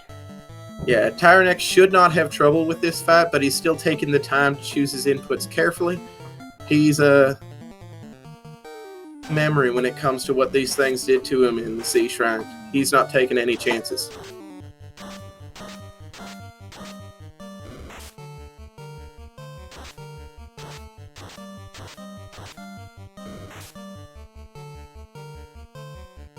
And that one remaining lobster is unlikely to put all 4 of his party members to sleep, so he's probably got this particular fight in the bag. Meanwhile, Praxis is engaging in Astos. Oh, wait, no. Astos is gone. Well, that was over. Astos typically one of the more difficult bosses in the game, but Praxis is making quick work out of him. Wigglypuff pointing out that the vampires, the well-known Twilight fan club, air floor is always potentially a threat. But a good percentage of the time, you're going to wind up going through air floor with 1 or fewer encounters. So it's typically less of a concern than the water floor, which is just significantly longer. Still, though, it is a possibility. And here's if you're Kraken 2. Braxis, you're looking for any possible. Kraken 2, open him with Stop, which is not going to work on anybody.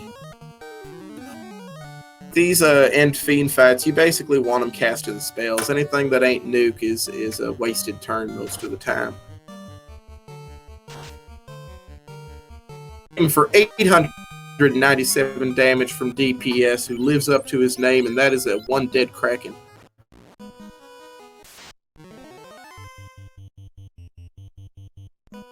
Gall's threatening to give Tyerenex more XP, but he says, no thank you, sir. And walks away from that.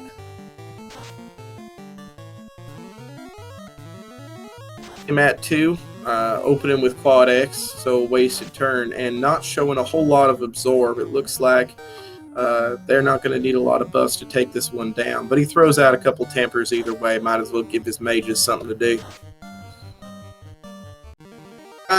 9 hits, 762 damage. The mages aren't even going to get their tempers off before Tyerenex goes straight through Tiamat 2. And now he's going to have a brief undead encounter. Finally takes the stairs down to Garland. And he should be fine with Garland. He's already killed Garland once before, way earlier in this seed, so how tough can he really be? he can be pretty tough. Yeah, let's just hope that he doesn't have any big friends. Tyerenex choosing not to equip the Vorpal that he took the time to grab because he knows that it won't do any damage.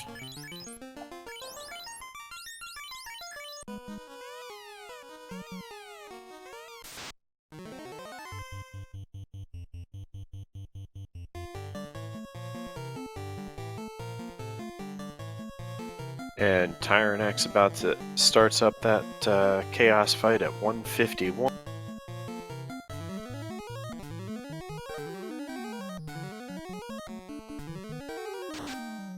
Tyerenex taking the first turn to go ahead and buff up as well as he can, and he also gives Chaos a little bit of a tap to test his absorb. Looks like 1 hit for 39 damage. Chaos rolled a fade.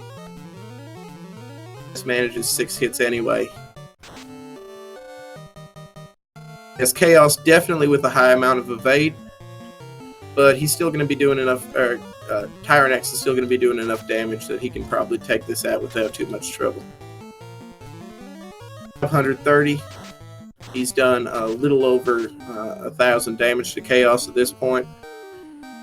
Averaging 2,000 HP. This fight should not go on too much longer. Tyerenex stacking temper and temper on top of DPS, and still 2 hits, 206. Not going to hit much without crits. And there it is, 6 hits, 1484. That is dead Chaos. Give your GGs out for Tyerenex, who, with an official SRL time, 3:17, will finish the seat.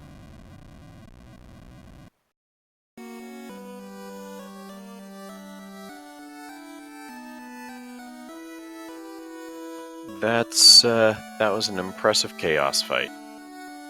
Yeah, all those temper stacks at the end leading to just one massive attack.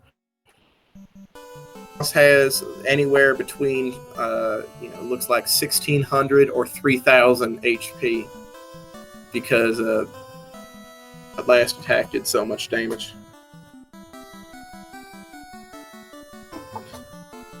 And it sounds like we may be joined by Tyerenex in chat or in Discord. Good job, Tyerenex. GG. Yeah, thanks. What an obnoxious seed. Yeah, you took, it looks like 2 costly wipes. You had difficulty in Marsh Cave, and then you had difficulty again in Sea Shrine. Yeah. Those lobsters that everybody loves. Yeah, it was I didn't go back to Marsh because I knew it was kind of early to go to Marsh, and when I saw it was the chime, I didn't think it was that big of a deal. But I kept thinking to myself, like, the canoe has to be somewhere. Like, I knew if the rod was loose, it technically wouldn't be required because I was only looking for the rod, but I still didn't have the canoe. So, I don't know, that kind of took me all over the world, and it was just right there on the first floor. I gotta ask you, did you feel behind throughout the Oh scene? yeah, for sure. Yeah, it's interesting because Braxis, he's made some great decisions. He actually dipped into early and found that tail and got a class change way earlier than you did. So he didn't drop the dragon armor. Yeah, I And dropped that. he's- Oh my god, I can't believe I did that. Yeah, so Braxis has had an interesting seed thus far, but speed just through execution throughout has just put up a lead that was too big for him to overcome. He entered revisited, by the way, at 153. Oh, so right when I finished, he was entering. Entered Temple Just slightly after you shortly you after. finished. I think it was like 153.43 or something like that. Yeah, I mean, that I really thought that Sea Shrine wipe cost me because I kind of like going 3-man sometimes in these seeds just to kind of power through the levels and get to, especially when I go 2 fighters, you can get into like the mid-20s of levels pretty easily, and then the game just becomes really easy at that point. But I really thought that Sea Shrine wipe will cost me like big time. Yeah, that kind of thing's always gonna eat at you when you runner's stream. I gotta ask you, when you found that canoe in first floor of Earth Cave, did that have you worried a little bit that maybe the other runner might have checked it out? Oh yeah, for sure. That's what I figured. I thought that would have been a reasonable place to check if you were looking for stuff, was the first floor of Earth. Yeah, often a play that runners make. In this instance, though, Braxis did not make that play. So he went all around the world like I did, looking for. Did indeed. He had an interest in. He has chosen to equip the Vorpal, something that you picked the Vorpal up, but you elected not to use it. Could you please elaborate in great detail why you chose not to do that? I was gonna put it on my second fighter, but I just forgot before Chaos, before the last. Forgot. So, not having the Vorpal equipped, how would you say that limited your ability to kill Chaos? Not very much, seeing how I had level 26 fasted and mass immune fighter with power gauntlet and people tempering him. Not very That was much pretty- because he had the mass immune. You heard it here on Speed Gaming 5. Mass immune was, in fact, enough to handle Chaos, even though he neglected to equip his Vorpal sword. That is true. While we have Braxis approaching Carry 2. Carry 2, you saw had Cure 4. Were you glad to see that? Yep. That's much rather see it there than somewhere. And especially when I had just been doing some buffing and I only hit him once, so it was really no big. Early in the game, in Cardia, you found 2 ribbons side by side. Yeah, and I One of figured them to was the myself, I was like, that's gotta, one of those two have to be incentivized ribbon, but I guess it. Exactly, we were thinking that was possible as well until Braxis found the tail in Mirage 1, and we knew that. We knew that there would have to be an additional loose item because found the canoe.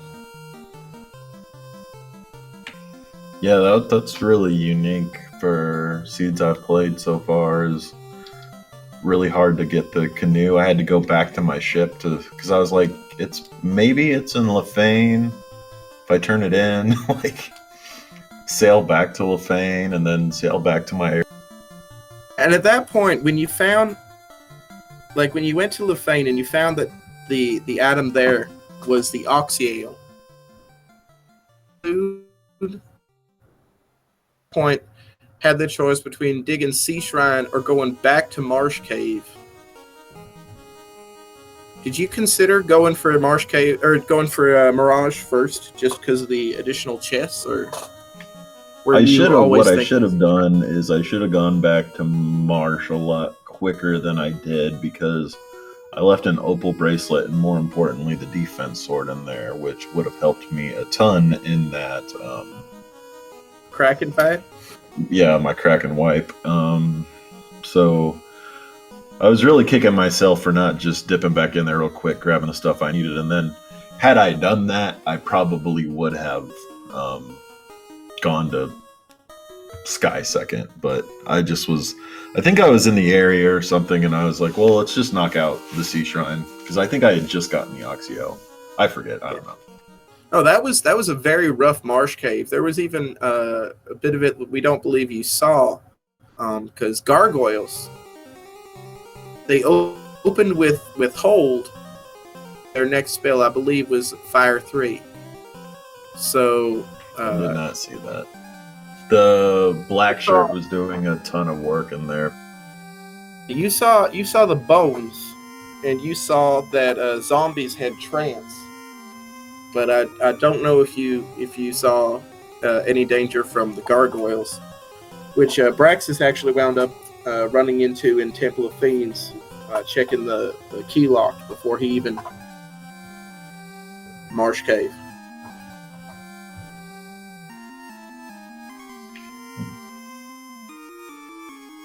Well, it looks like Braxis is on water floor. He's going to approach Kraken 2. Kraken 2 didn't have a long fight for you. No, I think he didn't really have much. None of them really had much. But the double fighter is a little risky. It could be a little slower, but once you actually get it to Temple of Fiends, having like 2 really armored characters with like over 500 hit points, they can survive through. And life 2 charges to spare. Yeah. I do kind of like the double fighter because you're not always guaranteed to get really good spells early, compared to last year's Swiss, where you saw the first 4 levels of spells no matter what you did. You had access to them, but here you don't always have access to the good stuff. So here Provoca ended up being an Elfland, but if that was, say, Onrak or something like that, we wouldn't have had good spells for a while. That is true, and also you don't always start out with the floater purchasable in Cart or in Canaria. Yeah, that was pretty crazy, and then enough money to buy it in the Dwarf Cave. So you're flying at 10 minutes into the seed, and it gets to be like an hour and 45 minutes into the seed, and you're like, I'm gonna lose here any second now. I had, my hex chat open the whole time, ready to forfeit the second, because I was. You saw it not done, yeah.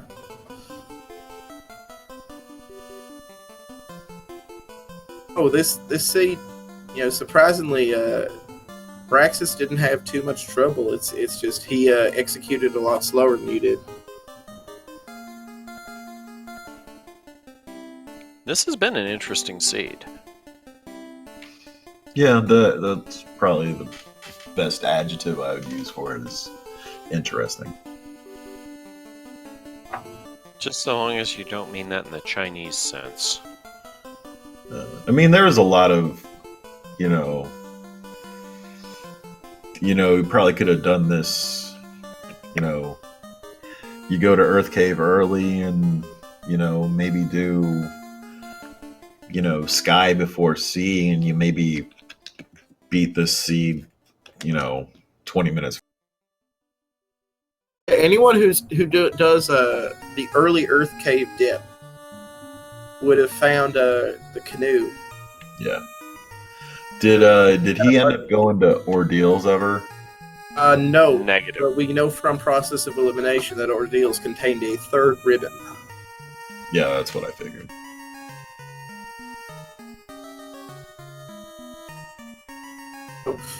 I mean, as far as seeds go, this one wasn't as difficult as it could have been. I mean, we never saw nuke, we never saw nuclear. Yeah, it had like really weird spikes of difficulty in there, but most of the time it was pretty straightforward. It was just a hunt for the canoe. That would be a very different seed if you didn't have the immediately in Cardia. But as it stood, some very strong equipment available early in the opal bracelet and the two ribbons, and incredibly early. So wound up being a fairly straightforward seed, even despite your wipes. While Braxis is on Chaos, it looks like he's buffing up his fighter here. The Vorpal, 2 hits for 620 damage. Ooh, he got almost as much as he would have done if he had been wielding a Mass Mute. It looks like the Mass Mute is resting on the Red Wizard right now, where it will do almost as much damage as the Vorpal.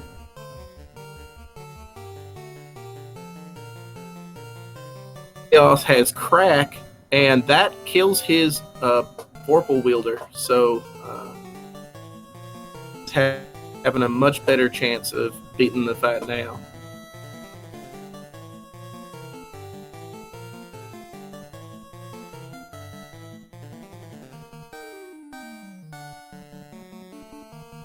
And the high evade that we saw on Chaos is working against him. The one positive here is that we know that Chaos does not have Cure 4.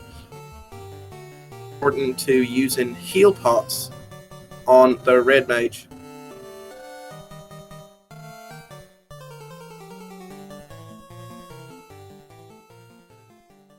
Actually a little bit panicked here, as his first plan has been. Now, Chaos with a large swing on the Red Wizard, and he's down. He's on one knee, down to 61 HP. And we know from seeing Tyerenex take Chaos down that he'll have in terms of damage. He's going to throw some tempers on the Knight. He knows the Knight has his evade up, and while it may be slow going, the Knight will eventually be able to handle Chaos. Getting the tempers out that he can, while the down to 22 HP. 3 hits for 313 damage should be a bit of a help there. There's no way of healing, and he's terminated. And with an official SRL time, 2:08:48, Braxis Muse will take Chaos down.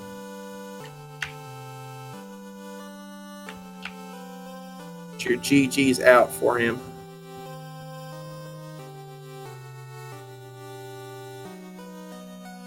I'll say this has been a lot of fun to watch and a lot of fun to commentate on.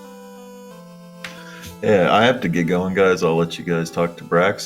Thanks for calling the show, and Kevin behind the scenes for tracking, and Speed Gaming for restreaming. Absolutely. I'll see you guys later. Again. Congratulations, Tyerenex. If you have enjoyed this race, and I really hope you have, you should give these two runners a follow. Also, definitely give our tracker a follow, and my partner here, Elastoid. and absolutely follow DM Stewart, who he's a great commentator on both a link to the past randomizer and on you said SMB3. So while not as well known in the Final Fantasy randomizer community, definitely a heavy hitter in the randomizer community as a whole. And thank you for jumping in and helping us to commentate this race. Do it, Elastoid.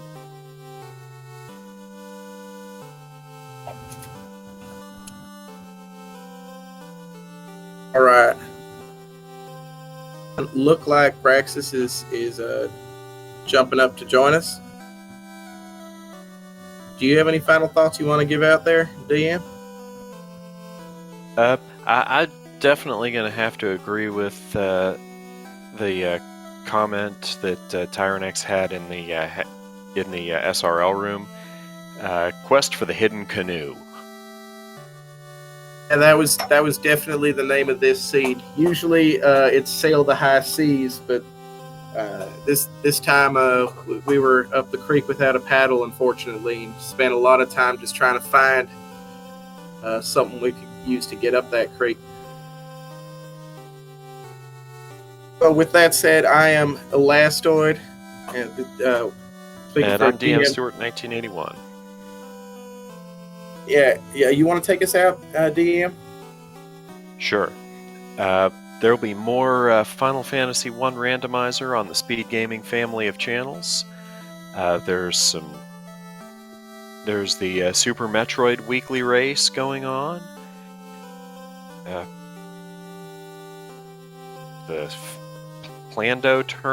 Link to the Past Plando tournament going on. There's all kinds of great racing action and randomizer action going on the Speed Gaming channels. Keep an eye out for it. And for Elastoid, I'm DM Stewart 1981 saying good night, everybody.